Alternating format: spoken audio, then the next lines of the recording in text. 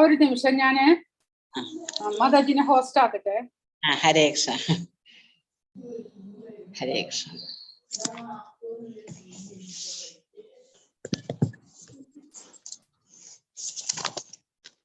ഹരേ കൃഷ്ണ ഹരേ കൃഷ്ണ കൃഷ്ണ കൃഷ്ണ ഹരേ ഹരേ, ഹരേ രാമ രാമ രാമ ഹരേ ഹരേ, ഹരേ കൃഷ്ണ കൃഷ്ണ കൃഷ്ണ ആയിട്ടുണ്ട് കേട്ടോ മാതാജി.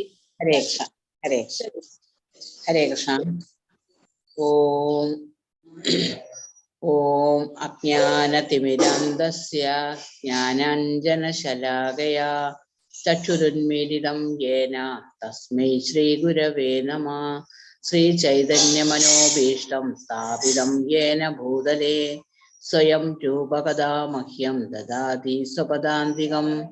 വന്ദേഹം ശ്രീഗുരോ ശ്രീയുതപദകമലം ശ്രീഗുരൂൻ വൈഷ്ണവാംശ്ച ശ്രീരൂപം സാഗ്രജാതം സഹഗണ രഘുനാഥാന്വിതം സംസജീവം സാദ്വൈതം സാവധൂതം പരിജനസഹിതം കൃഷ്ണ ചൈതന്യദേവം ശ്രീരാധാകൃഷ്ണപാദാൻ സഹഗണ ലളിതാ ശ്രീവിശാഖാന്വിതാംശ. ഹേ കൃഷ്ണ കരുണാ സിന്ധോ ദീനബന്ധോ ജഗൽപദേ ഗോപേശ ഗോപികാ കാന്ത രാധാകാന്ത നമോസ്തുതേ. തപ്തകാഞ്ചന ഗൗരാംഗി രാധേ വൃന്ദാവനേശ്വരി വൃഷഭാനുസുതേ ദേവി പ്രണമാമി ഹരിപ്രിയേ. നമ. ഓം വിഷ്ണുപാദായ കൃഷ്ണപ്രേഷ്ഠായ ഭൂതലേ ശ്രീമതേ ഭക്തിവേദാന്ത സ്വാമിനി നാമിനെ. നമസ്തേ സാരസ്വതേ ദേവേ ഗൗരവാണി പ്രചാരിണേ നിർവിശേഷ ശൂന്യവാദി പാശ്ചാത്യദേശതാരിണേ. ജയ ശ്രീകൃഷ്ണ ചൈതന്യ പ്രഭു നിത്യാനന്ദ ശ്രീ അദ്വൈത ഗദാധര ശ്രീവാസാദി ഗൗരഭക്തവൃന്ദ. ഹരേ കൃഷ്ണ കൃഷ്ണ കൃഷ്ണ ഹരേ ഹരേ, ഹരേ രാമ രാമ രാമ ഹരേ ഹരേ, ഹരേ കൃഷ്ണ കൃഷ്ണ കൃഷ്ണ ഹരേ ഹരേ, ഹരേ രാമ രാമ രാമ ഹരേ ഹരേ, ഹരേ കൃഷ്ണ കൃഷ്ണ കൃഷ്ണ ഹരേ ഹരേ, ഹരേ രാമ രാമ രാമ ഹരേ ഹരേ, ഹരേ കൃഷ്ണ ഹരേ കൃഷ്ണ ഹരേ കൃഷ്ണ. എല്ലാവരും റെഡിയില്ലേ? നമ്മൾ 9ാമത്തെ അധ്യായമാണ് പറഞ്ഞത്. ഹരേ കൃഷ്ണ. ഇന്ന് നമ്മൾ 9ാമത്തെ അധ്യായമാണ് പറഞ്ഞല്ലേ. ഹരേ കൃഷ്ണ. നോക്കാം. 9ാമത്തെ അധ്യായത്തിന്റെ പേരെന്താണെന്നറിയോ? രാജവിദ്യ രാജഗുഹ്യ യോഗം. എന്താണ് പേരെന്താണ്? രാജവിദ്യ രാജഗുഹ്യ യോഗം. അതായത് നമ്മള് രാജാവ് എന്ന് പറയുന്നത് തന്നെ അല്ലെ. എന്താണ് അതിന്റെ ഒരു പ്രത്യേകത ഉണ്ടല്ലേ? രാജാവ് എന്ന് പറഞ്ഞാൽ ആരാണ്? രാജ്യത്തിന്റെ ഭരണാധികാരി അല്ലെ. രാജ്യത്തിന്റെ ഭരണാധികാരി. രാജകീയമായ വേഷം എന്നൊക്കെ പറയാറുണ്ട്. രാജകീയമായ വേഷം എന്നൊക്കെ പറഞ്ഞാൽ എന്താണ്? അതിനൊരു കൂടുതൽ പ്രൗഢിയും ഐശ്വര്യവും അല്ലെ സമൃദ്ധിയൊക്കെ ഉള്ളൊരു ഇതാണ്. അപ്പൊ രാജവിദ്യ വലിയ നല്ല ഒരു വിദ്യയാണ്. പിന്നെ എന്താണ്? രാജഗുഹ്യ യോഗം. ഗുഹ്യം എന്ന് പറഞ്ഞാൽ എന്താണ്? അല്ലെ രഹസ്യം. ഏറ്റവും ഉന്നതമായ വിദ്യയാണ്, അതുപോലെ ഏറ്റവും രഹസ്യമായതാണ്. ആ അറിവാണ്, ഏറ്റവും രഹസ്യമായ അറിവാണ് ഈ അധ്യായത്തിലൂടെ ഭഗവാൻ നമുക്ക് അർജുനന് പറഞ്ഞു കൊടുക്കുന്നത്, അതുവഴി നമുക്ക് പറഞ്ഞു തരുന്നത്. അപ്പൊ നമുക്ക് നോക്കാം. ഓം നമോ ഭഗവതേ വാസുദേവായ. ഓം നമോ ഭഗവതേ വാസുദേവായ. ഓം നമോ ഭഗവതേ വാസുദേവായ. അധ്യായം 9 രാജവിദ്യ രാജഗുഹ്യ യോഗം. അപ്പൊ ഇന്നലെ നമ്മൾ അധ്യായം പഠിച്ചത് ഇന്നലെ നമ്മള് 8ാമത്തെ അധ്യായം പഠിച്ചു. 8ാമത്തെ അധ്യായമാണ് ഇത്. പരമപദപ്രാപ്തിയെ കുറിച്ചാണ് നമ്മൾ ഇന്നലെ പഠിച്ചത് അല്ലെ. പരമപദപ്രാപ്തി, ഏറ്റവും ഉന്നതമായ പ്രാപ്തി, പരമോന്നത നേട്ടത്തെ കുറിച്ചാണ് നമ്മൾ ഇന്നലെ പഠിച്ചത്. ഇന്ന് നമ്മൾ ഏറ്റവും രഹസ്യമായിട്ടുള്ള, ഏറ്റവും ഏറ്റവും മഹത്തായിട്ടുള്ളതും ഏറ്റവും രഹസ്യമായിട്ടുള്ളതുമായ അറിവാണ് നമ്മൾ മനസ്സിലാക്കുന്നത്. അപ്പൊ എന്താ നോക്കാം. അപ്പം എന്താ പറഞ്ഞത്? കഴിഞ്ഞ ദിവസം നമ്മൾ പഠിച്ചു. എന്തൊക്കെയായിരുന്നു പഠിച്ചത്? അല്ലെ, ഭഗവാൻ ഒരു വ്യക്തിയാണ് അല്ലെ. ഭഗവാൻ എന്തുണ്ട്? ഭഗവാന്റെ രൂപം എന്താണ്? ശ്യാമസുന്ദര രൂപം. രാമസുന്ദര രൂപം, തലയില് മയിൽപ്പീലിയുണ്ട് അല്ലെ, പുല്ലാങ്കുഴൽ, കയ്യില് പുല്ലാങ്കുഴലുണ്ട്, ഒക്കെ നമ്മൾ പഠിച്ചു. പിന്നെ അന്നേരം നമ്മള് ഭഗവാന്റെ ഏറ്റവും നല്ല സുഹൃത്തിനെ കുറിച്ച് പഠിച്ചു. സുദാമ. സുദാമ അല്ലെ. സുദാമ അവര് ഗുരുവിന്റെ അടുത്ത് അവര് 64 ദിവസം അവര് ഒരുമിച്ചായിരുന്നു വിദ്യാഭ്യാസം നടത്തിയിരുന്നത് അല്ലെ. അപ്പൊ ഗുരുവിന്റെ പേരെന്തായിരുന്നു? പേരെന്തായിരുന്നു? സാന്ദീപനി മഹർഷി. സാന്ദീപനി മഹർഷിയാണ്, മനസ്സിലായോ? അപ്പം ആ ഗുരുവിന്റെ അടുത്താണ് ആര് വിദ്യാഭ്യാസം നടത്തിയത്? ഭഗവാനും സുദാമാവും എല്ലാം കൂടി ഒരുമിച്ച് വിദ്യാഭ്യാസം നടത്തി. അപ്പൊ അതാണ് നമ്മൾ പറഞ്ഞത്. പിന്നെ നമ്മൾ പീസ് ഫോർമുല പഠിച്ചിരുന്നു അല്ലെ. എന്തായിരുന്നു പീസ് ഫോർമുല? ഏതായിരുന്നു ശ്ലോകം? 29ാമത്തെ ശ്ലോകം.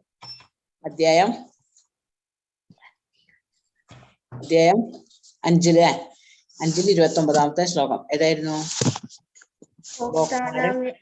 തപസാം സർവലോക മഹേശ്വരം സുഹൃതം സർവഭൂതാനാം ജന്മാകാമം ശാന്തിമർച്ഛതി. അത് ഈ ലോകത്തിന്റെ ഏറ്റവും പരമമായ ആസ്വാദകൻ ഭഗവാനാണ്. അതുപോലെ എല്ലാത്തിന്റെയും അധിപതി ഭഗവാനാണ്, നിയന്താവ്. പിന്നെ എന്താണ്? എല്ലാവരുടെയും സുഹൃത്ത്, ഒരേ ഒരു ബെസ്റ്റ് ഫ്രണ്ട് ആരാണ്? ഭഗവാനാണെന്നാ പഠിച്ചത് അല്ലെ. അപ്പൊ ഈ സത്യം നമ്മൾ മനസ്സിലാക്കിയ പിന്നെ എന്താണ്? നമ്മൾ ഒന്നിനും വിഷമിക്കേണ്ട കാര്യമില്ല. നമ്മൾ എപ്പോഴും നമ്മുടെ ബെസ്റ്റ് ഫ്രണ്ട് ആയിട്ട് നമ്മോടൊപ്പം ആരുണ്ട്? അല്ലെ, ഭഗവാനുണ്ട്. നമ്മുടെ ബെസ്റ്റ് ഫ്രണ്ട് ആയിട്ട് നമ്മളോടൊപ്പം എപ്പോഴും ആരുണ്ട്? ഭഗവാൻ. നമ്മൾ നോക്കാം. അപ്പൊ ഈ 9ാമത്തെ അധ്യായം എന്ന് പറയുമ്പോൾ നമുക്ക് ആകെ എത്ര അധ്യായം ഉള്ളത്? 18 അധ്യായം. അതിൽ ഇപ്പൊ 9ാമത്തെ അധ്യായം എന്ന് പറഞ്ഞാൽ എന്താണ്? പകുതിയായി അല്ലെ.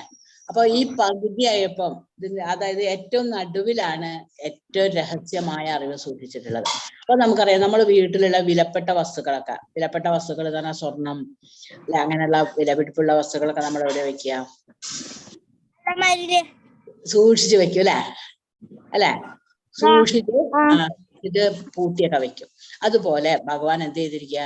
ഏറ്റവും രഹസ്യമായ, ഏറ്റവും നല്ല അറിവ്, ഏറ്റവും ഉന്നതമായതും ഏറ്റവും രഹസ്യമായ അറിവും എവിടെയാണ് സൂക്ഷിച്ചിട്ടുള്ളത്? ഈ അധ്യായത്തിലാണ്. ഈ രാജവിദ്യ രാജഗുഹ്യ യോഗത്തിലാണ് സൂക്ഷിച്ചിട്ടുള്ളത്. നമുക്ക് നോക്കാം. അതായത്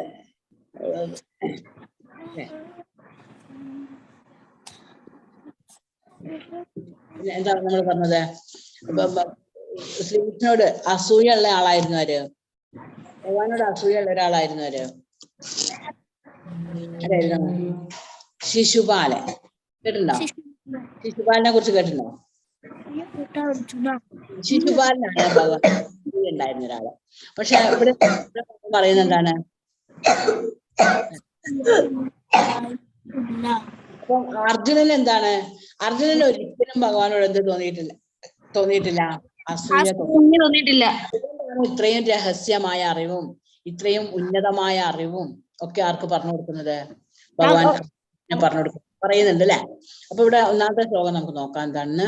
ശ്രീ ഭഗവാനുവാച മയ്യാ സക്തമന പാർത്ഥ യോഗം യുഞ്ജന്മദാശ്രയ അസംശയം സമഗ്രം മാം യഥാജ്ഞാസസി തച്ഛൃണു. എന്താ പറയുന്നത്? ശ്രീ ഭഗവാൻ പറഞ്ഞു, ഹേ കുന്തിപുത്ര, എന്നെ കുറിച്ചുള്ള പൂർണ്ണ ബോധത്തോടെ, എന്നിൽ ആസക്തമായ മനസ്സോടുകൂടി. എന്താ ആസക്തമായ മനസ്സ് പറഞ്ഞാല്?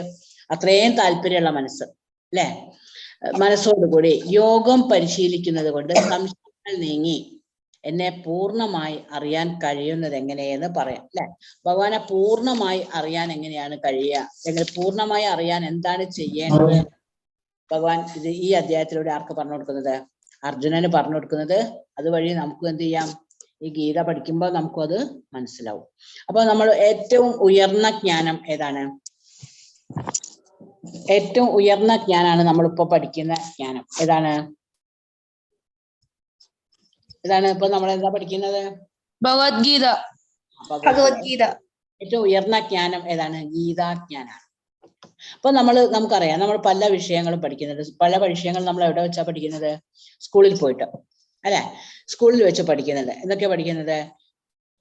രസതന്ത്രം പഠിക്കുന്നുണ്ട്, ഗണിതം അല്ലെ, രാജ്യതന്ത്രം, അതുപോലെ പല വിഷയങ്ങളും നമ്മൾ പഠിക്കുന്നുണ്ട്. അപ്പൊ അതുപോലെ തന്നെ ഏറ്റവും ഈ അതൊക്കെ ഈ ഭൗതിക ലോകത്തിലുള്ള ജ്ഞാനാണ്. നമ്മൾ സയൻസ്, കണക്ക്, ഇംഗ്ലീഷ്, മാത്സ് അല്ലെ ഒക്കെ പഠിക്കുന്ന എന്താണ്, ജോഗ്രഫി, ഹിസ്റ്ററി ഒക്കെ പഠിക്കുന്നത്. അതൊക്കെ എന്താണ്, ഭൗതികമായിട്ടുള്ള ജ്ഞാനാണ് അല്ലെ. ഈ ലോകത്തിലേക്ക് ആവശ്യമായിട്ടുള്ള അല്ലെ ഈ ലോകത്തെ കുറിച്ചുള്ള ജ്ഞാനാണ്. എന്നാൽ ഏറ്റവും ഉയർന്ന ജ്ഞാനം എന്ന് പറഞ്ഞാൽ ഗീതാജ്ഞാനാണ്. അതെന്താണ്, ആധ്യാത്മിക ജ്ഞാനാണ്. എന്താണ്, ആധ്യാത്മിക അല്ലെ, ആധ്യാത്മിക ജ്ഞാനമാണ് ഗീതാജ്ഞാനം. അപ്പൊ ഏറ്റവും ഉയർന്ന ജ്ഞാനം ഏതാണ്, ഗീതാജ്ഞാനം. മനസ്സിലായോ? അപ്പൊ അത് പഠിക്കാതിരുന്ന എന്താ പ്രശ്നം? ഇപ്പൊ നമ്മൾ മറ്റേത് ബാക്കിയുള്ളതൊക്കെ നമ്മൾ പഠിച്ചു, ഗീത നമ്മൾ പഠിക്കുന്നില്ല വിചാരിച്ചാൽ നമുക്കുള്ള പ്രശ്നം എന്താ? അതായത് നമ്മൾ പഠിച്ചു, എന്താ പറഞ്ഞത്, ജീവിത ചക്രത്തിൽപ്പെട്ട് ഉഴലും. നമ്മൾ പഠിച്ചില്ലേ? അതായത് നമ്മളെ മരിക്കുന്ന സമയത്ത് നമ്മളെ ആത്മാവ് അങ്ങോട്ട് പോകും, സ്വർഗത്തിലേക്കോ നരകത്തിലേക്കോ? സ്വർഗത്തിലേക്ക് പോവാന്നറിയില്ല, ഏതായാലും ഇങ്ങനെ ചുറ്റി കറങ്ങും അല്ലെ. അതായത് 6 ലോകങ്ങൾ മുകളിലോട്ടും പോവും, 7 ലോകങ്ങൾ താഴോട്ടും പോകും അല്ലെ. 14 ലോകങ്ങളാണുള്ളത്. ആ 14 ലോകങ്ങളിൽ ഇങ്ങനെ ചുറ്റി കറങ്ങിക്കൊണ്ടേയിരിക്കും. നരകത്തിലും അല്ലെ, അവിടെ ഇവിടെയൊക്കെ പോയിട്ട് ചിലപ്പോ എവിടെ എത്തും, സ്വർഗത്തിലെത്തും. സ്വർഗത്തിലെത്തിയാൽ എന്താ വെച്ചാല് നമ്മളെ പുണ്യം കൂടുതൽ ചെയ്യുമ്പോഴാണ് നമ്മൾ സ്വർഗത്തിലെത്താം. ആ പുണ്യം തീർന്നു കഴിഞ്ഞാൽ എന്ത് ചെയ്യും, നമ്മൾ വീണ്ടും ഭൂമിയിലോട്ട് വരും. അപ്പൊ പിന്നെ എന്താണ്, ജനിക്കുക മരിക്കുക, ആ ചക്രത്തിൽ ഇങ്ങനെ വിടും. ഇപ്പൊ നമ്മൾ പറഞ്ഞു തന്നല്ലേ, ഇവിടെ ജനിച്ചാ സുഖാണോ, ഇവിടെ ജനിക്കുന്നവർക്കൊക്കെ സുഖാണോ? അല്ല അല്ലെ. ദുഃഖാലയം, അശാശ്വതം അല്ലെ, ശാശ്വതമല്ലാത്ത ലോകമാണ്. പിന്നെന്താണ്, ദുഃഖാലയമാണ് അല്ലെ. ഇവിടെയുള്ള ലോകം സ്ഥിരമായിട്ടുള്ളതും അല്ല, ദുഃഖം നിറഞ്ഞതുമാണ്. അപ്പം ഈ ലോകത്തിലേക്ക് വരാതിരിക്കല്ലേ നല്ലത്. എന്നാൽ ഭഗവാന്റെ ലോകം, ആധ്യാത്മിക ലോകം എന്താണ്, ഭഗവാന്റെ ലോകം എന്ന് പറഞ്ഞാൽ എന്താണ്, സുഖമാണ് അല്ലെ. അവിടെ ഒരു വിഷമവും ഇല്ല, ഒരു ബുദ്ധിമുട്ടും ഇല്ല, ഒരു ദാരിദ്ര്യവും ഇല്ല, അസുഖവും ഇല്ല, ഒന്നുമില്ല, സുഖമാണ്. അപ്പം നമ്മൾ എങ്ങോട്ട് പോണതാ നല്ലത്, ഭഗവാന്റെ ലോകത്തിലേക്ക് പോകുന്നതാണ്. അപ്പൊ ആ ഭഗവാന്റെ ലോകത്തിലേക്ക് പ്രവേശിക്കണമെങ്കിൽ എന്ത് വേണം, നമുക്ക് ഭഗവാനെ കുറിച്ചുള്ള അറിവ് വേണം അല്ലെ. ഭഗവാനെ കുറിച്ച് നമ്മൾ എന്ത് ചെയ്യണം, ആഴത്തിൽ മനസ്സിലാക്കണം. പിന്നെ ഭഗവാനെ മനസ്സിലാക്കുക എങ്ങനെയാണ്, ഭക്തിയുത സേവനത്തിലൂടെ അല്ലെ. ഭക്തിയുത സേവനം, ഭഗവാനെ നമ്മൾ സേവനം ചെയ്യുമ്പോഴേ നമുക്ക് എന്ത് ചെയ്യാൻ പറ്റുള്ളൂ, നമുക്ക് ഭഗവാനെ മനസ്സിലാക്കാനും ഭഗവാനെ കുറിച്ച് നമുക്ക് അറിയാനും സാധിക്കുള്ളൂ. അങ്ങനെയാണ് നമുക്ക് ഭക്തി നേടാൻ സാധിക്കുള്ളൂ. അപ്പൊ ഭക്തിയിൽ ഗൗരവമുള്ളവരാണെങ്കിൽ നമ്മൾ എന്ത് പഠിക്കണം, ഗീത നിർബന്ധമായിട്ടും പഠിക്കണം അല്ലെ. അപ്പൊ നിങ്ങളൊക്കെ നല്ല ഭാഗ്യം അല്ലെ, ദൈവാനുഗ്രഹമുള്ള നല്ല ഭാഗ്യമുള്ള കുട്ടികളാണ്. കാരണം എന്താ വെച്ചാൽ ഇപ്പൊ ചെറുപ്പത്തിൽ തന്നെ നിങ്ങൾക്ക് എന്ത് പഠിക്കാനുള്ള അവസരം കിട്ടുന്നുണ്ട്, കിട്ടുന്നത് അല്ലെ. ഇത് നിങ്ങൾ നന്നായിട്ട് ഉപയോഗിക്കുകയാണെങ്കിൽ നിങ്ങൾക്ക് കുറച്ച് വലുതാകുമ്പോഴേക്കും തന്നെ എന്ത് പഠിക്കും, ഗീത നന്നായിട്ട് പഠിക്കും അല്ലെ. അപ്പൊ അതൊക്കെ ആരുടെ കാരുണ്യാണ്, ഭഗവാന്റെ. അപ്പൊ നിങ്ങള് ഒരിക്കലും എന്നും നാമം ചൊല്ലണം, അതൊന്നും മറന്നു പോകാൻ പാടില്ല കേട്ടോ. എന്നും നാമം ചൊല്ലണം, എന്നും നമസ്കരിക്കണം, 3 തവണ നമസ്കരിക്കണം, അത് നിർബന്ധമായിട്ടും ചെയ്യാം. അങ്ങനെയാകുമ്പോ എന്താണ്, നമുക്ക് ഭഗവാനോട് കൂടുതൽ, ഇപ്പൊ നമ്മൾ ഓരോ അധ്യായം പഠിക്കുന്നതിനനുസരിച്ച് നമുക്ക് ഭഗവാനെ കുറിച്ച് കൂടുതൽ മനസ്സിലാവുന്നുണ്ട് അല്ലെ. അപ്പൊ ഇനി കുറച്ചും കൂടി വലുതായി കഴിഞ്ഞാൽ കുറച്ചുകൂടി നമ്മൾ ഓരോ ദിവസം അങ്ങനെ ഭഗവത്ഗീത പഠിച്ചില്ലെങ്കിൽ ഓരോ കാര്യങ്ങൾ മനസ്സിലാക്കി ഭഗവാനെ ഭക്തിയുത സേവനങ്ങൾ ചെയ്യുക, നാമം ജപിക്കുകയൊക്കെ ചെയ്യുമ്പോൾ എന്താണ്, നമുക്ക് ഭഗവാനെ കുറിച്ച് കൂടുതൽ മനസ്സിലാക്കാനുള്ള ആഗ്രഹം ഉണ്ടാവും ചെയ്യും അല്ലെ. അതിനുവേണ്ടി നമ്മൾ പരിശ്രമിക്കുകയും ചെയ്യും. അപ്പൊ നമുക്ക് ആഗ്രഹം ഉണ്ടെങ്കിൽ അതിനുള്ള അവസരം ആര് ഉണ്ടാക്കി തരും, ഭഗവാൻ തന്നെ ഉണ്ടാക്കി തരും. അതാണ് ഭഗവാന്റെ കാരുണ്യം. നമ്മൾ ഭഗവാനെ കുറിച്ച് മനസ്സിലാക്കണം, പഠിക്കണം എന്ന് ആത്മാർത്ഥമായിട്ട് ചിന്തിച്ചാല് തന്നെ എന്താണ്, അതിനുള്ള അവസരം നമുക്ക് ഭഗവാൻ ഉണ്ടാക്കി തരും. അത്രയും കാരുണ്യാണ് ആർക്കുള്ളത്, ഭഗവാനുള്ളത്. അപ്പൊ എന്താണ്, അപ്പൊ ഗോലോകത്തേക്ക് പോകണമെങ്കിൽ അല്ലെ, സ്വർഗത്ത് പോകാനല്ല നമ്മൾ പ്രാർത്ഥിക്കേണ്ടത് അല്ലെ, സ്വർഗത്ത് പോകാനൊന്നും നമ്മൾ ആഗ്രഹിക്കേണ്ട. കാരണം എന്താ, സ്വർഗത്ത് പോയാൽ പുണ്യം തീരുമ്പോൾ വീണ്ടും എങ്ങോട്ട് തന്നെ വരണം, ഭൂമിയിലേക്ക് തന്നെ വരണം. മനസ്സിലായോ? പിന്നെ ഈ ഭൂമിയിൽ നിന്നുകൊണ്ട് മാത്രമേ നമുക്ക് എന്ത് ചെയ്യാൻ പറ്റുള്ളൂ, ഭക്തിയുത സേവനങ്ങൾ ചെയ്യുക, ഭഗവാനെ പ്രാർത്ഥിക്കുക, ഭഗവാന്റെ നാമം ചൊല്ലുക ഒക്കെ ചെയ്തിട്ട് അങ്ങോട്ട് പോകാൻ പറ്റുള്ളൂ, ഭഗവാന്റെ ലോകത്തിലേക്ക് പോകാൻ പറ്റുള്ളൂ. അപ്പൊ നമുക്ക് ഇപ്പൊ കിട്ടിയൊരു സുവർണ അവസരം അല്ലെ, നമ്മൾ ഇവിടെ ഭാരതത്തില് അല്ലെ, പൂന്താനൊക്കെ പറയുന്നുണ്ട്, ഭാരതത്തിൽ ജനിക്കുക, നാമം ചൊല്ലുക ഒക്കെ ചെയ്തു കഴിഞ്ഞാൽ എന്താണ്, ഈ കലിയുഗത്തില് ഭാരതത്തിൽ ജനിക്കുക, നാമം ചൊല്ലുകയും ചെയ്താൽ തന്നെ എന്താണ്, ഭക്തി വർദ്ധിക്കും. ഭക്തി വർദ്ധിച്ചു കഴിഞ്ഞാൽ എവിടേക്ക് പോവാം, ഭഗവാന്റെ ലോകത്തിലേക്ക് എത്താം അല്ലെ. അപ്പൊ നമുക്ക് അങ്ങനെ ഒരു ഭാഗ്യം കിട്ടിയിട്ടുള്ള ആൾക്കാരാണ് നമ്മളൊക്കെ. അപ്പൊ എന്ത് ചെയ്യണം, ആ അവസരം പൂർണ്ണമായിട്ട് ഉപയോഗിക്കണം. ഇത് നോക്കൂ, അപ്പൊ നമ്മൾ ജപിക്കേണ്ട മന്ത്രം ഏതായിരുന്നു? ഹരേ കൃഷ്ണ മന്ത്രം. ഹരേ കൃഷ്ണ മഹാമന്ത്രം. ഹരേ കൃഷ്ണ ഹരേ കൃഷ്ണ കൃഷ്ണ ഹരേ ഹരേ ഹരേ കൃഷ്ണ ഹരേ കൃഷ്ണ ഹരേ ഹരേ കൃഷ്ണ കൃഷ്ണ ഹരേ കൃഷ്ണ കൃഷ്ണ കൃഷ്ണ ഹരേ ഹരേ ഹരേ രാമ രാമ രാമ രാമ ഹരേ ഹരേ. അപ്പൊ നമുക്ക് അടുത്ത ശ്ലോകം നോക്കാം. 4-ാമത്തെ അധ്യായം എന്താ 4-ാമത്തെ ശ്ലോകം എന്താ പറയുന്നത് നോക്കാം.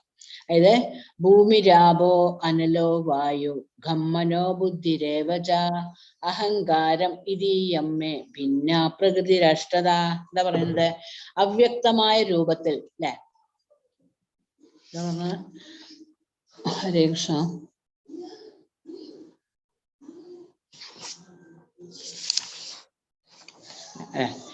എന്താ പറഞ്ഞത് അല്ലേ? എന്താ പറയുന്നത്? എന്റെ ഭിന്നമായ ഭൗതിക പ്രകൃതി. ഇതൊക്കെയാണ് നമ്മൾ പഠിച്ചു. ഇതൊക്കെയായിരുന്നു പഞ്ചഭൂതങ്ങള്. ഭൂമി, ആകാശം, വായു, അഗ്നി, ജലം. ആകാശം, അതൊക്കെ തന്നെ അല്ലെ. ഭൂമി, അഗ്നി, വായു, ജലം, ആകാശം. അപ്പൊ ആ എന്താ പറഞ്ഞത്? ഈ ഭിന്നമായ ഭൗതിക പ്രകൃതി, അതാണ് ഇതൊക്കെ ഈ പഞ്ചഭൂതങ്ങൾ. കൂടാതെ സൂക്ഷ്മ ശരീരങ്ങളുണ്ട്. സൂക്ഷ്മ ശരീരം ഏതൊക്കെയായിരുന്നു? മനസ്സ്, ബുദ്ധി, അഹങ്കാരം. മനസ്സ്, ബുദ്ധി, അഹങ്കാരം, മിഥ്യാഹങ്കാരം അല്ലെ. എന്നിങ്ങനെ അടങ്ങുന്നതാണ് ഭഗവാന്റെ എന്ത് ഭിന്ന പ്രകൃതി അല്ലെ. എന്റെ ഭിന്ന പ്രകൃതി ഇങ്ങനെ 8 എണ്ണം അടങ്ങിയതാണെന്ന് ഭഗവാൻ പറയുന്നത്. മനസ്സിലായോ? അതിനുശേഷമാണ് പിന്നെ എന്ത് പറയുന്നത്? 5-ാമത്തെ ശ്ലോകത്തിലാണ് എന്ത് പറയുന്നത്? അല്ലെ, 1-ാമത്തെ ശ്ലോകം. 1-ാമത്തെ ശ്ലോകം നമ്മൾ പറഞ്ഞു. എന്താണ് അല്ലെ? ശ്രീ ഭഗവാൻ പറഞ്ഞു, പ്രിയപ്പെട്ട അർജുന, നീ ഒരിക്കലും എന്നിൽ അസൂയാലുവായിട്ടില്ല. അതിനാൽ ഹരേ കൃഷ്ണ.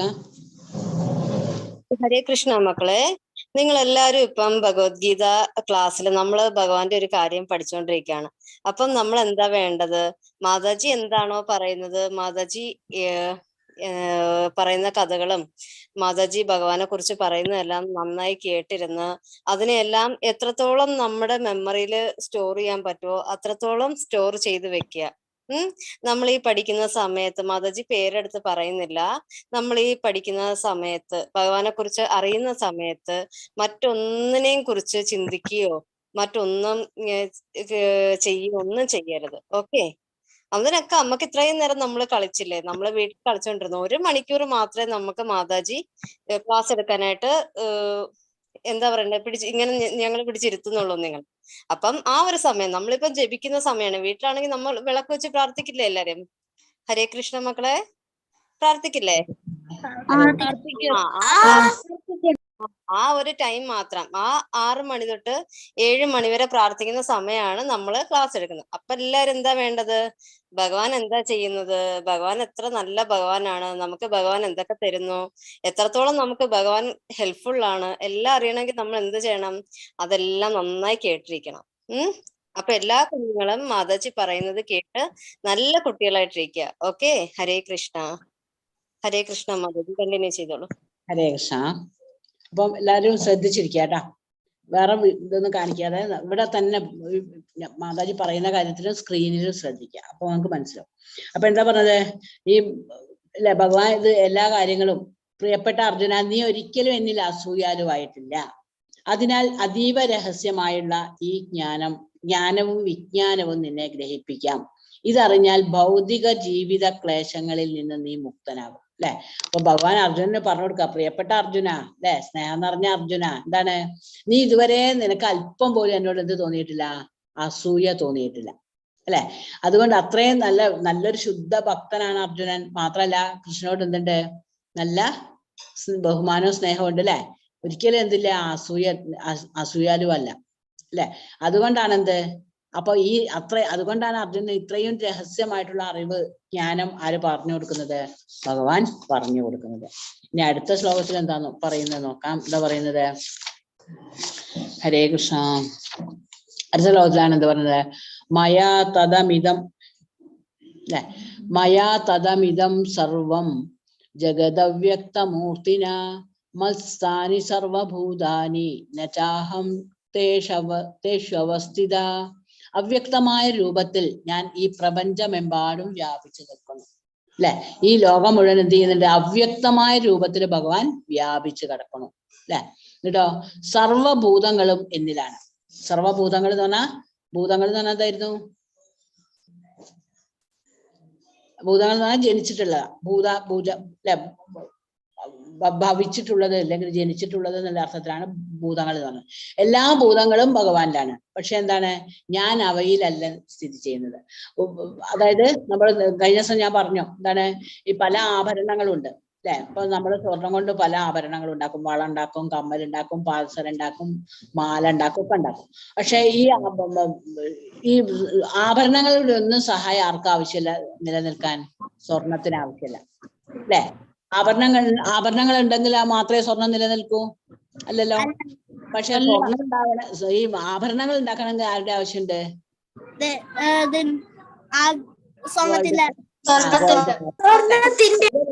ഭഗവാന് നിലനിൽക്കാൻ എന്താ ആവശ്യമില്ല?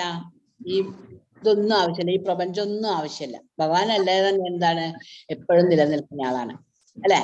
പക്ഷെ എന്താണ് ഇതിനൊക്കെ ഈ എല്ലാ ജീവജാലങ്ങൾക്കും സർവഭൂതഗണങ്ങൾക്കും ഭൂതങ്ങൾക്കും നിലനിൽക്കണമെങ്കിൽ ആരെ ആവശ്യമുണ്ട്? ഭഗവാന്റെ ആവശ്യമുണ്ട്. ഭഗവാനെ ആശ്രയിക്കണം. ഭഗവാനെ ആശ്രയിച്ചാൽ മാത്രമേ എന്ത് ചെയ്യാൻ പറ്റുള്ളൂ? നിലനിൽക്കാൻ സാധിക്കുള്ളൂ. അതാണ് ഇവിടെ പറയുന്നത്. ഹരേ കൃഷ്ണ. നമ്മൾ പറഞ്ഞു ഏറ്റവും വലിയ ജ്ഞാനം ഏതാണ്? ഗീതാജ്ഞാനം കേട്ടോ. നമ്മള് പല വിഷയങ്ങളും പഠിക്കുന്നു. സാമൂഹികമായ അറിവ് നേടുന്നുണ്ട്, ആയുർവേദ പരിജ്ഞാനം നേടുന്നുണ്ട്, ജ്യോതിശാസ്ത്രപരമായ അറിവ് നേടുന്നുണ്ട്, ശാസ്ത്ര പരിജ്ഞാനം നേടുന്നുണ്ട്.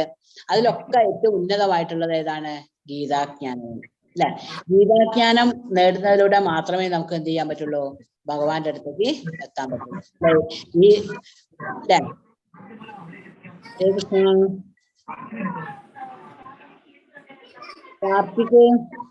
കാർത്തിക് അല്ലെ എന്താ പറഞ്ഞത്? അപ്പൊ നമ്മൾ സ്കൂളിൽ ഗൗരവമുള്ളവരല്ലെങ്കിൽ നമ്മൾ എന്ത് ചെയ്യും? ഇപ്പൊ സ്കൂളിൽ നമ്മൾ പോകുന്നുണ്ട്, നമ്മൾ ശരിക്കും കൃത്യമായിട്ട് സ്കൂളിൽ പോകൂല, അവിടുന്ന് പറയുന്ന കാര്യങ്ങളൊന്നും പഠിക്കൂല, എഴുതൂല ഒക്കെ കഴിഞ്ഞാൽ എന്ത് സംഭവിക്കും? നല്ല മാർക്ക് കിട്ടില്ല.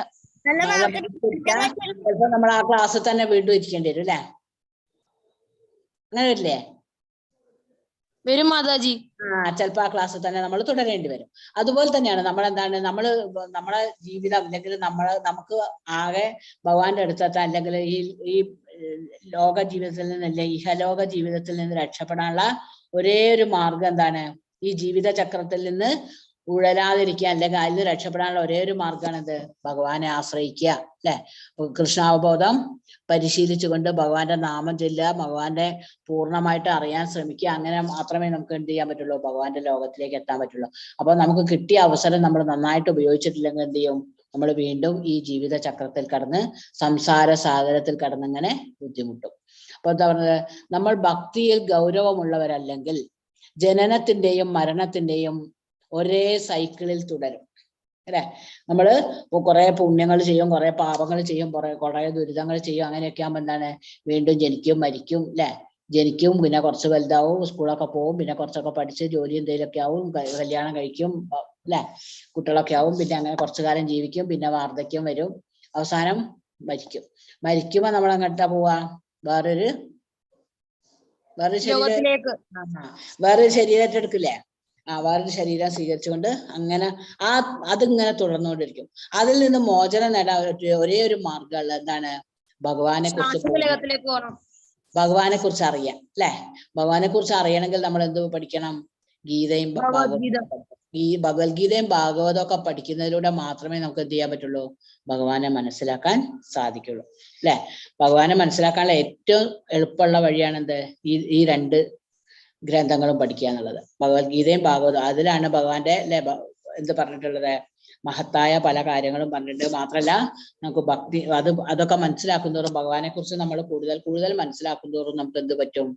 ഭഗവാനെ കുറിച്ച് അറിയാൻ സാധിക്കും.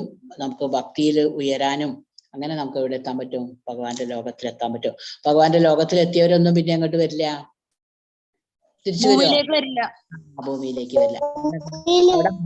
അല്ലെ അവിടെ ഭഗവാന്റെ സേവ ചെയ്ത് ഭഗവാന് വേണ്ടി കാര്യങ്ങളൊക്കെ ചെയ്ത് സന്തോഷത്തോടെ ജീവിക്കും. അതാണ് പറഞ്ഞത്. നോക്കൂ, ഇന്ന് അടുത്ത ശ്ലോകത്തിൽ എന്താ പറയുന്നത്? 4-ാമത്തെ ശ്ലോകത്തിൽ എന്താ പറയുന്നത് നോക്കാം. എന്താ പറയുന്നത്? അവ്യക്തമായ രൂപത്തിൽ ഞാൻ ഈ പ്രപഞ്ചമെമ്പാടും വ്യാപിച്ചു നിൽക്കുന്നു.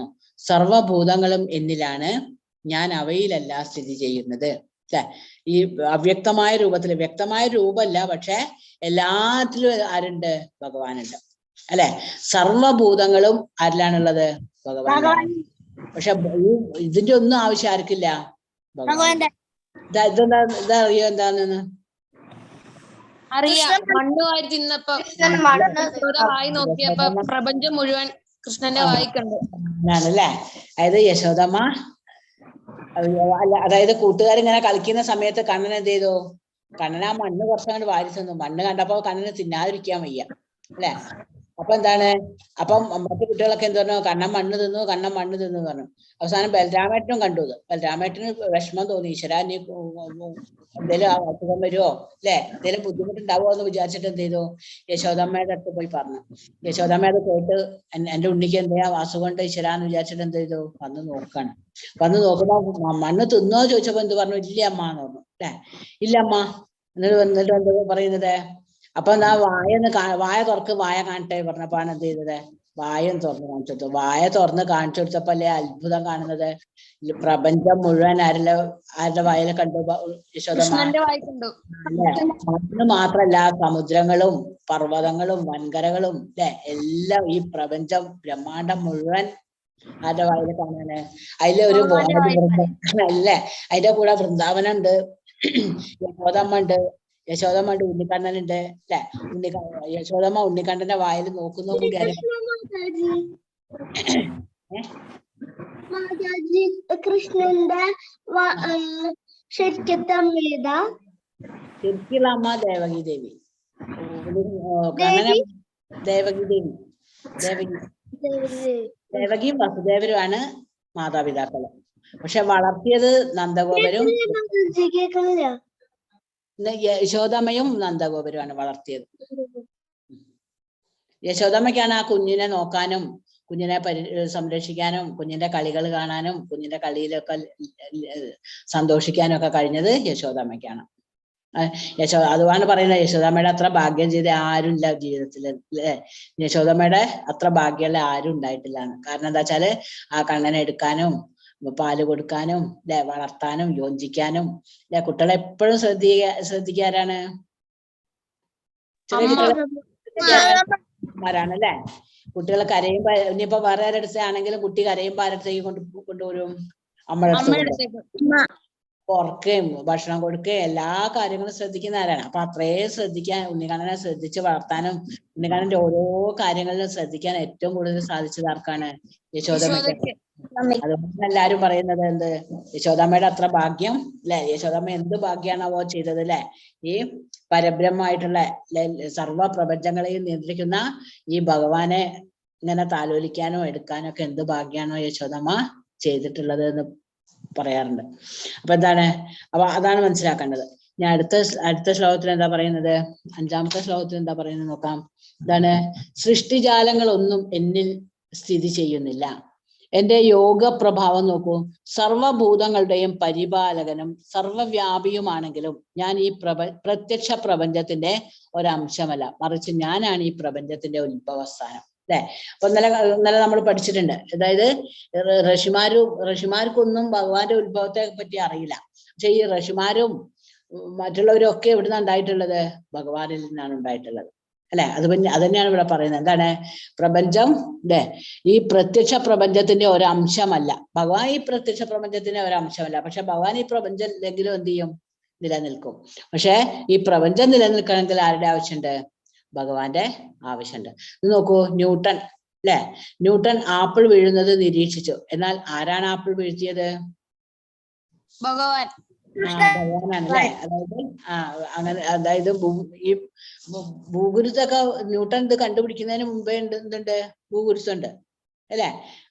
മുകളിലുള്ള സാധനങ്ങളൊക്കെ എങ്ങോട്ട് തന്നെയാ വരിക? ഭൂമിയിലേക്ക് തന്നെയാണ് വരിക. അപ്പൊ അതൊക്കെ എവിടെ ഒരല്ല അനങ്ങുന്നത് പോലും ആരുടെ അനുവാദത്തോടു കൂടിയാണ്? ശ്രീകൃഷ്ണൻ അനുവാദത്തോടെ. അറിഞ്ഞുകൊണ്ടാണ്, ഭഗവാൻ അറിഞ്ഞുകൊണ്ടാണ് അല്ലെ. അത്ര പോലും ഒരു കാര്യം ഭഗവാൻ അറിയാത്ത ഒരു കാര്യമില്ല. ഭഗവാൻ അറിയാതെ ഒന്നും സംഭവിക്കുന്നില്ല, മനസ്സിലാ. അപ്പൊ ഭഗവാനില് പൂർണ്ണ വിശ്വാസം ഉണ്ടെങ്കിൽ മാത്രമേ അതൊക്കെ മനസ്സിലാക്കാൻ നമുക്ക് സാധിക്കുള്ളൂ അല്ലെ. അല്ലെങ്കിൽ എന്ത് പറയും, ഈ ഭൗതികവാദികളൊന്നും അത് അനുസരിക്കില്ല അല്ലെ. അതൊക്കെ വെറുതെ പറയാണ്, അങ്ങനെയാണ് ഇങ്ങനെയാണ് ഭഗവാനില്ല അങ്ങനെ ഇങ്ങനെയൊക്കെ പറയും. പക്ഷെ ഭഗവാനില് പൂർണ്ണമായി വിശ്വാസമുള്ളവർക്ക് എന്ത് മനസ്സിലാവും, ഇവിടെ ഒരു ഇല പോലും, അല്ലെങ്കിൽ അല്ലെ നമ്മളൊരു ചെറിയ കൈയിന്റെ വിരൽ പോലും അനക്കണമെങ്കിൽ ആരുടെ അനുവാദം വേണം, ആരുടെ കാരുണ്യം വേണം, ഭഗവാന്റെ കാരുണ്യം അല്ലെ. അത് ഭക്തന്മാർക്കേ അത് മനസ്സിലാവുള്ളൂ. ഹരേ കൃഷ്ണ. ഇനി അടുത്തതിൽ എന്താ പറയുന്നത്, അടുത്തതിൽ എന്താ സർവഭൂതാനി കൗന്ദേയ പ്രകൃതിം യാന്തി മാമികാം കൽപ്പവൃക്ഷായ പുനഃസ്ഥാനേ കൽപ്പാദൗ വിസൃജ്യാമഹം. കുന്തിപുത്ര, ഓരോ കൽപ്പത്തിന്റെയും അവസാനത്തിൽ, ഓരോ കൽപ്പം എന്ന് പറഞ്ഞാൽ ഓരോ യുഗങ്ങള് അല്ലെ, ഓരോ 4 യുഗങ്ങൾ. ഇപ്പൊ നമ്മൾ പഠിച്ച 4 യുഗങ്ങൾ, 4 യുഗങ്ങൾ അവസാനിക്കുമ്പോഴാണ് എന്ത് പറയാ, ഒരു കൽപ്പം അല്ലെ, ഒരു കൽപ്പം. പിന്നെ എന്താ പറയുന്നത്, അല്ലയോ കുന്തിപുത്ര, എന്റെ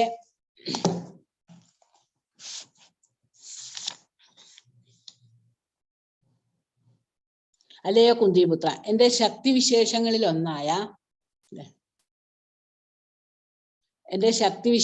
ഒന്നായ ഈ ഭൗതിക പ്രകൃതി എന്റെ നിർദ്ദേശം അനുസരിച്ച് ചരാചരങ്ങളെയെല്ലാം സൃഷ്ടിക്കുന്നു.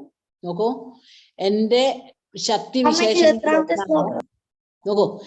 ശക്തിവിശേഷങ്ങളിൽ ഒന്നായ ഈ ഭൗതിക പ്രകൃതി എന്റെ നിർദ്ദേശം അനുസരിച്ച്, ആരാണിത് പറയുന്നത്, ഭഗവാൻ പറയാണ്. ഈ ഭഗവാന്റെ തന്നെ ഒരു ശക്തിവിശേഷമാണ് എന്ത്, ഈ പ്രകൃതി, ഭൗതിക പ്രകൃതി. എന്നിട്ട് എന്ത് ചെയ്യും, ഭഗവാന്റെ നിർദ്ദേശം അനുസരിച്ച് എന്ത് ചെയ്യുന്നു, ചരാചരങ്ങളെ, സർവചരാചരങ്ങളെയും സൃഷ്ടിക്കുന്നു. എന്നിട്ടോ ഈ നിയമം അനുസരിച്ച് വീണ്ടും വീണ്ടും പ്രപഞ്ചം സൃഷ്ടിക്കപ്പെടുകയും സംഹരിക്കപ്പെടുകയും ചെയ്യുന്നു. അപ്പൊ ഓരോ പ്രളയം അല്ലെ, ഓരോ എന്താ പറയാ, ഓരോ കൽപ്പം അവസാനിക്കുമ്പോൾ ഓരോ പ്രളയം വരും. അപ്പൊ പ്രളയം വരുന്ന സമയത്ത് എന്താണ്, ഈ സർവചരാചരങ്ങളും ആരുടെ ഉള്ളിലേക്ക് പോകും, ഭഗവാന്റെ ഉള്ളിലേക്ക്. നമ്മൾ ഇന്നലെ പറഞ്ഞു, കാരണം ശായിയായ ഭഗവാന്റെ നിശ്വാസങ്ങള് അല്ലെ, പുറത്തേക്ക് ശ്വാസം വിടുമ്പോഴാണ് എന്ത് ചെയ്യുന്നത്, ഓരോ ബ്രഹ്മാണ്ടങ്ങള് സൃഷ്ടിക്കപ്പെടുന്നത്. ഉള്ളിലേക്ക് ശ്വാസം എടുക്കുമ്പോൾ എന്ത് ചെയ്യുന്നു, ഓരോ ബ്രഹ്മാണ്ടങ്ങൾ ആരുടെ ഉള്ളിലേക്ക് പോണു, ഭഗവാന്റെ ഉള്ളിലേക്ക് പോണു. അപ്പം ഭഗവാന്റെ നിർദ്ദേശം അനുസരിച്ചാണ് ഈ ഭൗതിക പ്രകൃതിയൊക്കെ എന്ത് ചെയ്യുന്നത്, സൃഷ്ടിക്കപ്പെടുന്നതും ഇല്ലാതെയാവുന്നതും അല്ലെ. അതൊക്കെ ആരുടെ നിയന്ത്രണത്തിലാണ്, ഭഗവാന്റെ മാത്രം നിയന്ത്രണത്തിലാണ് എന്നാണ് ഇവിടെ പറയുന്നത്.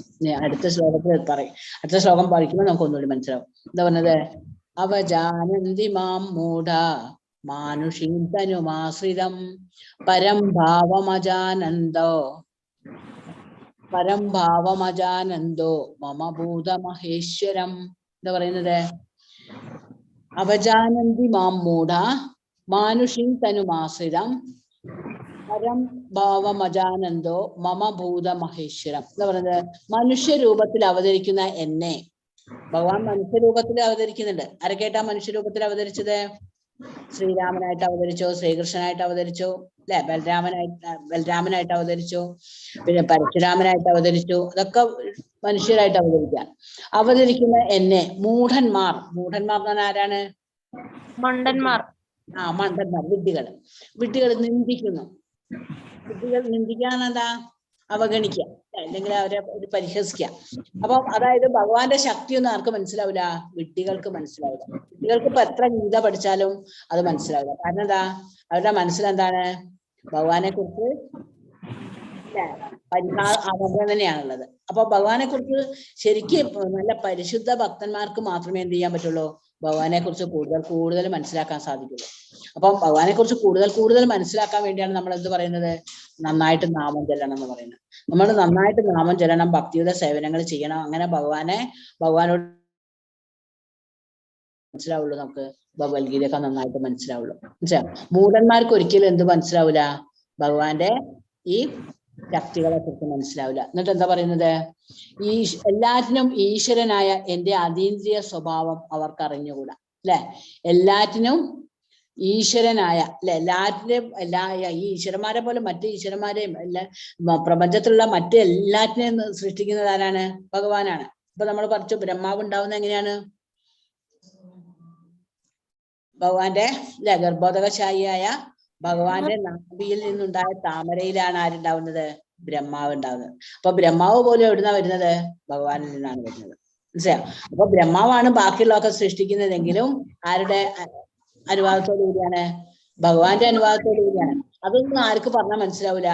വിഡ്ഢികൾക്ക്, അല്ലെ, മൂഢന്മാരായിട്ടുള്ള ആളുകൾക്ക് മനസ്സിലാവില്ല. അവരെന്താ പറയാ? അല്ലെ, അവര് ഇതൊന്നും മനസ്സിലാക്കൂല. എന്നിട്ട് അവരെന്ത് ചെയ്യും? കൃഷ്ണനെ വില കുറച്ച് കാണിക്കില്ലേ, കൃഷ്ണനെ ഇതൊന്നും അത് അങ്ങനെയല്ല എന്നൊക്കെ പറഞ്ഞാൽ അവരുടേതായ ന്യായങ്ങള് പറയും. പക്ഷെ ബുദ്ധിമാന്മാര് അല്ലെങ്കിൽ ഭക്തന്മാരെന്ത് ചെയ്യും? അതൊന്നും കേൾക്കില്ല. അവരെന്ത് ചെയ്യും?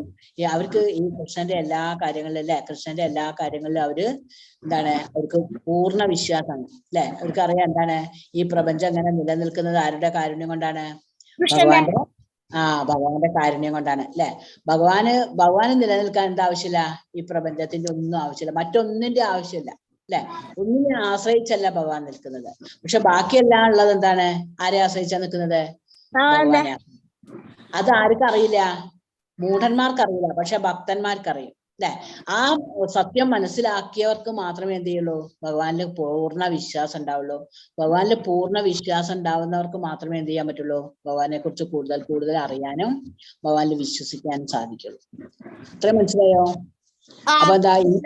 അപ്പൊ ഈ അതീന്ദ്രിയ സ്വഭാവം ആർക്ക് മനസ്സിലാവൂല? ഭഗവാന്റെ ഈ അതീന്ദ്രിയ സ്വഭാവം, അല്ലെ, ഭഗവാൻ എന്ന് പറഞ്ഞാൽ എന്താണ്? അല്ലെ, ഭഗവാന് മനുഷ്യന്മാരെ പോലെയുള്ള അല്ലെങ്കിൽ മറ്റു ജീവജാലങ്ങളെ പോലെയുള്ള ശരീരം, അല്ലെ, എന്താണ്, ഭൗതിക ശരീരമല്ല ഭഗവാനുള്ളത്. ഭഗവാന്റെ ശരീരം ആത്മീയ ശരീരമാണ്. മനസ്സിലായോ? ആത്മീയ ശരീരം ആയതുകൊണ്ട് ഭഗവാൻ എന്താണ്, ഭൗതിക ശരീരത്തിലുള്ള പ്രവർത്തനങ്ങളോ, അല്ലെ, ഭഗവാന്റെ ആത്മീയ ശരീരം ആയതുകൊണ്ട് ഭഗവാൻ എന്ത് ചെയ്യാം? നമുക്കിപ്പോ ചെവി കൊണ്ട് കേൾക്കാൻ മാത്രമേ പറ്റുള്ളൂ, അല്ലെ, കണ്ണുകൊണ്ട് കാണാൻ മാത്രമേ പറ്റുള്ളൂ. പക്ഷെ ഭഗവാൻ ആത്മീയ ശരീരം ആയതുകൊണ്ട് എന്ത് ചെയ്യും? കണ്ണുകൊണ്ട് തന്നെ എല്ലാ പ്രവർത്തനങ്ങളും ചെയ്യും, ചെവി കൊണ്ട് എല്ലാ പ്രവർത്തനങ്ങളും ചെയ്യാൻ പറ്റും, അല്ലെ, എന്താണ്, അങ്ങനെയുള്ള കാര്യങ്ങളൊക്കെ ചെയ്യാൻ പറ്റും. അതുകൊണ്ടാണ് ആ അതീന്ദ്രിയ സ്വഭാവം ആർക്ക് മാത്രമേ മനസ്സിലാവുള്ളൂ?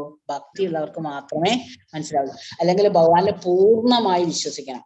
അല്ലെ, ഭഗവാന് എല്ലാം ചെയ്യാൻ കഴിയും. അല്ലെ, ഭഗവാൻ ചെയ്യാൻ പറ്റാത്തതായിട്ട് ഒന്നുമില്ല. അല്ലെ, ആ സത്യം മനസ്സിലാക്കിയാൽ മാത്രമേ എന്ത് ചെയ്യുള്ളൂ? ഭഗവാനെ കുറിച്ച് അറിയാൻ നമുക്ക് കഴിയുള്ളൂ. അതാണ് പറയുന്നത്. അല്ലെ, അവജാനന്തി മാം മൂഢ മാനുഷീൻ തനുമാശ്രിതം പരംഭാവം അജാനന്ദോ മമ ഭൂത മഹേശ്വരം. അല്ലെ, ഭഗവാന്റെ ആ മഹത്വം മനസ്സിലാക്കിയവർക്ക് മാത്രമേ ഭഗവാനെ കുറിച്ച് കൂടുതൽ അറിയാൻ സാധിക്കൂ. അപ്പം നമുക്ക് ഭക്തി ഉണ്ടല്ലേ, നമുക്ക് ഭക്തിയോടെ ഭഗവാനെ കുറിച്ച് മനസ്സിലാക്കണം എന്ന് നമ്മൾ ആത്മാർത്ഥമായിട്ട് ചിന്തിക്കുകയാണെങ്കിൽ, അല്ലെ, ആത്മാർത്ഥമായിട്ട് ആഗ്രഹിക്കുകയാണെങ്കിൽ എന്ത് ചെയ്യും? ഭഗവാൻ അതിനുള്ള അവസരങ്ങൾ ഉണ്ടാക്കി തരും. മനസ്സിലായോ? കൂടുതൽ നമുക്ക് പഠിക്കാനും നമുക്ക് മനസ്സിലാക്കാനും അത് നമുക്ക് നമ്മുടെ മനസ്സിൽ ഉറച്ചു നിൽക്കാനും വേണ്ട എല്ലാ കാര്യങ്ങളും അത് ചെയ്തു തരും, ഭഗവാൻ ചെയ്തു തരും. ഇത് നോക്കൂ, ഇപ്പൊ ഈ മൂഢന്മാരോട്, അല്ലെ, മൂഢന്മാരായിട്ടുള്ള ആളുകളോട് ഒന്ന് അമ്പലത്തിൽ പോകാൻ പറഞ്ഞാലോ അല്ലെങ്കിൽ ഭഗവാന്റെ എന്തെങ്കിലും കാര്യങ്ങൾ ചെയ്യാൻ പറഞ്ഞാൽ അവരെന്ത് പറയും? അയ്യോ, എനിക്കിപ്പോ സമയമല്ല, അല്ലെ. എന്നിട്ട് അവരെന്ത് ചെയ്യും? വീട്ടിലിരുന്നിട്ട് നോക്കൂ, ഇയാളെന്താ ചെയ്യുന്നത്? ആ റിമോട്ട് വെച്ച് അങ്ങനെ TV കാണാം, അല്ലെങ്കിൽ ആ മൊബൈലിൽ നോക്കി 2 മണിക്കൂർ ഇരിക്കാൻ അവർക്ക് പ്രയാസമല്ല, അല്ലെ. അപ്പൊ നിങ്ങളൊക്കെ ശ്രദ്ധിക്കുക. എന്താ വെച്ചാൽ നമുക്ക് ഭഗവാൻ തന്നൊരു നല്ല അവസരമാണ്, അല്ലെ, ഭഗവാന്റെ കാരുണ്യം കൊണ്ട് കിട്ടിയിട്ടുള്ള ഒരു നല്ല അവസരമാണ്. അപ്പൊ ഈ പറയുന്ന സമയം നന്നായിട്ട് ശ്രദ്ധിച്ചിട്ട് എന്ത് ചെയ്യാ? പറയുന്ന കാര്യങ്ങൾ മനസ്സിലാക്കുക. മനസ്സിലാവുന്നില്ലേ പറയുന്ന കാര്യങ്ങള്? ഇനി അടുത്ത ശ്ലോകം നോക്കാം. എന്താണ് അടുത്ത ശ്ലോകം? ഏതാണ്? 14-ാമത്തെ ശ്ലോകം. എന്താ പറയുന്നത് 14-ാമത്തെ ശ്ലോകത്തില്? എന്താ പറഞ്ഞത് നോക്കാം. എന്താ പറയുന്നത്? എന്താ പറയുന്നത്? സതതം കീർത്തയന്തോ മാം യദന്തശ്ച ദൃഢവ്രത നമസ്യന്തശ്ച മാം ഭക്ത്യ നിത്യയുക്ത ഉപാസതേ. എന്താ പറയുന്നത്? സതതം കീർത്തയന്തോ മാം യദന്തശ്ച ദൃഢവ്രത നമസ്യന്തശ്ച മാം ഭക്ത്യ നിത്യയുക്ത ഉപാസതേ. എന്താ ഇവിടെ പറയുന്നത്? ഭഗവാൻ നോക്കൂ, എല്ലായ്പ്പോഴും എന്ന് പറഞ്ഞാൽ സദാ, അല്ലെ, സദാ എന്ത് ചെയ്യണം? എന്റെ കീർത്തികൾ ആലപിച്ചും ഭഗവാനെ കുറിച്ച് കീർത്തിക്കാം, അല്ലെ. നമ്മൾ ഭഗവാന്റെ ഓരോ കീർത്തനങ്ങളില്ലേ, അതിലൊക്കെ നമ്മൾ ഭഗവാന്റെ മഹത്വങ്ങളെ കുറിച്ച് കീർത്തിക്കാം. നിശ്ചയദാർഢ്യത്തോടെ പ്രയത്നിച്ചുകൊണ്ടും. എന്തിനാ പ്രയത്നിക്കേണ്ടത്? ഭഗവാന്റെ സേവനങ്ങൾ ചെയ്യാൻ, അല്ലെ? ഭഗവാന് വേണ്ടി പ്രവർത്തിക്കുക, ഭഗവാന്റെ സേവനങ്ങൾ ചെയ്യുക, അതുപോലെ അല്ലെ ഭഗവത്ഗീതയും ഭാഗവതവും അങ്ങനെയുള്ളതൊക്കെ മനസ്സിലാക്കാനും അതൊക്കെ ഭഗവാനെ കുറിച്ച് കൂടുതൽ അറിയാനും ഒക്കെ വേണ്ടി പ്രവർത്തിക്കാം കേട്ടോ. എന്റെ മുന്നിൽ പ്രണമിച്ചുകൊണ്ട് അല്ലെ നമസ്കരിക്കണം. ഭഗവാനെ എത്രത്തോളം നമസ്കരിക്കുന്നു അത്രത്തോളം ഭഗവാൻ ഇഷ്ടമാണ്. നമസ്കരിക്കുക എന്ന് പറഞ്ഞാൽ എന്താണ്? നമ്മൾ പൂർണ്ണമായിട്ടും ഭഗവാന് കീഴടങ്ങുക എന്നുള്ളതാണ് അർത്ഥം. ശരണാഗതി പ്രാപിക്കുക അല്ലെ? എന്താണ്? വേറൊരു ആശ്രയവും ഇല്ലേ ഭഗവാനെ, ഭഗവാന്റെ പാദങ്ങൾ മാത്രമാണ് എനിക്ക് ആശ്രയം എന്ന് പറഞ്ഞുകൊണ്ട് നമ്മൾ ശരണാഗതി തേടുകയാണ് എന്ത് ചെയ്യുന്നത്? നമസ്കരിക്കുമ്പോൾ ചെയ്യുന്നത്. അപ്പൊ അങ്ങനെ പ്രണമിച്ചുകൊണ്ടും ഈ മഹാത്മാക്കൾ നിരന്തരം എന്നെ ഭക്തിയോടുകൂടി ആരാധിക്കുന്നു. അപ്പൊ ഭഗവാനെ കുറിച്ച് അറിയണം എന്നുള്ളവരെന്ത് ചെയ്യും അല്ലെ? കുറച്ച് ഭക്തി ഉള്ളവരെന്ത് ചെയ്യും? ഇനിയും കൂടുതൽ ഭഗവാനെ കുറിച്ച് അറിയണമെന്ന് ആഗ്രഹിക്കുകയും അവരെന്ത് ചെയ്യും? ഭഗവാനെ നമസ്കരിക്കും, ഭഗവാന്റെ കീർത്തനങ്ങൾ പാടും, ഭഗവാന്റെ നാമം ചൊല്ലും അല്ലെ? സമയം കിട്ടുമ്പോ ഒക്കെ അവരെന്താ ചെയ്യാ? TV കാണാനും ഇത് കാണാനും ഒന്നും അല്ല നോക്കും. അവരെന്ത് ചെയ്യും? നാമം ജപിക്കും അല്ലെ? ഹരേ കൃഷ്ണ കൃഷ്ണ കൃഷ്ണ ഹരേ ഹരേ, ഹരേ രാമ രാമ രാമ ഹരേ ഹരേ. ആ നാമാന്ത്രം ഇങ്ങനെ ജപിക്കും അല്ലെ? പിന്നെ എന്ത് ചെയ്യും? അമ്പലത്തിലൊക്കെ പോയിട്ട് അവിടെ പറ്റുന്ന സേവനങ്ങളൊക്കെ ചെയ്യും. അതുപോലെ വീട്ടിലാണെങ്കിലും ഭഗവാന് അല്ലെ ഭഗവാന് വേണ്ട സേവനങ്ങളൊക്കെ ചെയ്തു കൊടുക്കും. മാല കെട്ടി ചാർത്തുകയും അങ്ങനെയുള്ള എല്ലാ കാര്യങ്ങളും ചെയ്തു കൊടുക്കും. അപ്പം അങ്ങനെ തന്റെ എല്ലാ സമയങ്ങളും സദാസമയവും ഭഗവാനെ കുറിച്ച് ചിന്തിക്കാനും ഭഗവാന് വേണ്ടി സേവനങ്ങൾ ചെയ്യാനും ഭഗവാനെ സ്മരിക്കാനും ഒക്കെ എന്തായിട്ട് മാറും? ഭക്തിയോടുകൂടി ആരാധിക്കും അല്ലെ? അങ്ങനെയുള്ള ഭക്തന്മാർക്ക് മാത്രമേ എന്ത് ചെയ്യാൻ പറ്റുള്ളൂ? ഭഗവാനെ ഭക്തിയോടുകൂടി ആരാധിക്കാൻ പറ്റുള്ളൂ. മൂഢന്മാർക്ക് ഒരിക്കലും എന്ത് ചെയ്യാൻ പറ്റില്ല? മൂഢന്മാർക്ക് എന്ത് ചെയ്യാൻ പറ്റില്ല? ഭഗവാനെ മനസ്സിലാക്കാൻ കഴിയില്ല. അത്ര മനസ്സിലാവുള്ളൂ ഭക്തിയോടുകൂടി അല്ലെ? ഭഗവാന്റെ കീർത്തനങ്ങൾ ആലപിക്കുക, ഭഗവാന് വേണ്ടിയുള്ള ഭക്തിയുടെ സേവനങ്ങൾ ചെയ്യുക, ഭഗവാന്റെ നാമം ചൊല്ലുക, ഭഗവാനെ കുറിച്ച് മറ്റുള്ളവരോട് പറഞ്ഞു കൊടുക്കുക അല്ലെ? മറ്റുള്ളവർ പറയുന്നത് കേൾക്കുക. അങ്ങനെയുള്ളവർക്ക് എന്ത് ചെയ്യാൻ പറ്റുള്ളൂ? ഭഗവാനെ കുറിച്ച് മനസ്സിലാക്കാൻ പറ്റുള്ളൂ അല്ലെ? ഭഗവാൻ ഒറ്റയടിക്കാണ്ട് മനസ്സിലാക്കല്ല. നമ്മളിങ്ങനെ ചെയ്യുന്നതിനനുസരിച്ച് നമ്മളെ പുരോഗതി അല്ലെ? നമ്മൾ എത്രമാത്രം ആത്മാർത്ഥമായിട്ട് നാമം ജപിക്കുന്നുണ്ടോ, നമ്മൾ എത്രമാത്രം ആത്മാർത്ഥമായിട്ട് ഭഗവാന്റെ കഥകൾ കേൾക്കുന്നുണ്ടോ, ഭഗവാന്റെ ലീലകൾ കേൾക്കുന്നുണ്ടോ അല്ലെ, ഭഗവാനെ കുറിച്ച് ചിന്തിക്കുന്നുണ്ടോ, അതിനനുസരിച്ച് നമുക്ക് എന്ത് ചെയ്യാൻ പറ്റുള്ളൂ? ഭഗവാനെ പടിപടിയായിട്ട് മനസ്സിലാക്കാൻ പറ്റുള്ളൂ. മനസ്സിലാ? അപ്പൊ നമ്മൾ കിട്ടുന്ന സമയമൊക്കെ എന്ത് ചെയ്യാ? ഭഗവാന് വേണ്ടി ഭഗവാനെ മനസ്സിലാക്കാനും ചിന്തിക്കാനും വേണ്ടി ഉപയോഗപ്പെടുത്താം. അപ്പൊ നമുക്ക് ഭഗവാനെ മനസ്സിലാവും. ഞാൻ അടുത്ത ശ്ലോകത്തിൽ എന്താ പറയുന്നത് നോക്കാം. അടുത്ത ശ്ലോകത്തിൽ എന്താ പറയുന്നത്? 22ാമത്തെ ശ്ലോകത്തിൽ എന്താ? അനന്യാശ്ചിന്തയന്തോ മാം യേ ജനാ പര്യുപാസതേ തേഷാം നിത്യാഭിയുക്താനാം യോഗക്ഷേമം വഹാമ്യഹം. എന്താ പറയുന്നത്? നിങ്ങൾ കേട്ടിട്ടുണ്ടായിരിക്കും ഈ ശ്ലോകം. ഉണ്ടോ? അനന്യാശ്ചിന്തയന്തോ മാം യേ ജനാ പര്യുപാസതേ തേഷാം നിത്യാഭിയുക്താനാം യോഗക്ഷേമം വഹാമ്യം. എന്താ പറയുന്നത്? എന്റെ ദിവ്യ രൂപത്തെ ധ്യാനിച്ചുകൊണ്ട്. ഭഗവാന്റെ ദിവ്യ രൂപമാണ് നമ്മളിപ്പോ പറഞ്ഞില്ലേ? ഏതാണ്? എന്തായിരുന്നു? ശ്യാമസുന്ദര രൂപം, തലയില്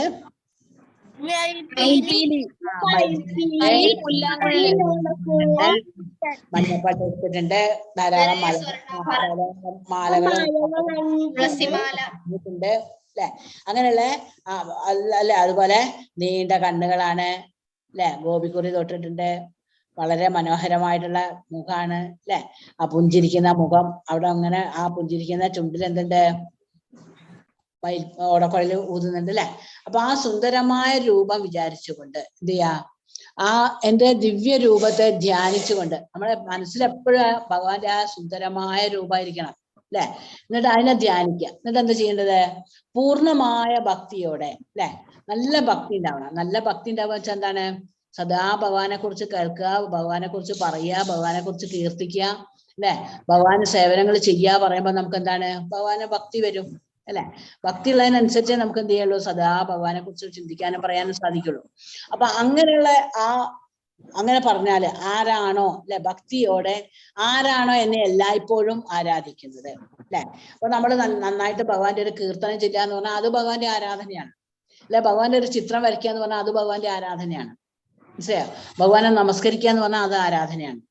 ഇനി ഭഗവാന് നല്ല മാല കെട്ടി ചാർത്തുക അല്ലെങ്കിൽ എന്തെങ്കിലും പൂക്കൾ ഭഗവാന്റെ പാദങ്ങളിൽ സമർപ്പിക്കുക, അതൊക്കെ എന്താണ്? ഭഗവാന്റെ ആരാധനയാണ്. അല്ലെ? അപ്പൊ നമ്മൾ ഭഗവാനെ കുറിച്ച് ചിന്തിക്കുമ്പോ, അപ്പൊ നമ്മളിപ്പോ ഒരു മാല കെട്ടാൻ നോക്കുക വിചാരിച്ചാൽ നമ്മൾ ആ പൂവ് പറിച്ചു കൊണ്ടുവന്ന് അതിന് നാര് റെഡിയാക്കി എന്നിട്ട് ഓരോ പൂവ് ആ മാലയിൽ ഇങ്ങനെ കോർക്കുന്ന സമയത്തൊക്കെ നമ്മളെ മനസ്സിലാരാണ്? നമ്മൾ ആരെയും ചിന്തിക്കുക? ഭഗവാനെ ചിന്തിക്കുക അല്ലെ? അതന്നെയാണ് വേണ്ടത്. സദാ ധ്യാനിക്കുക എന്ന് പറഞ്ഞാൽ അങ്ങനെയാണ്.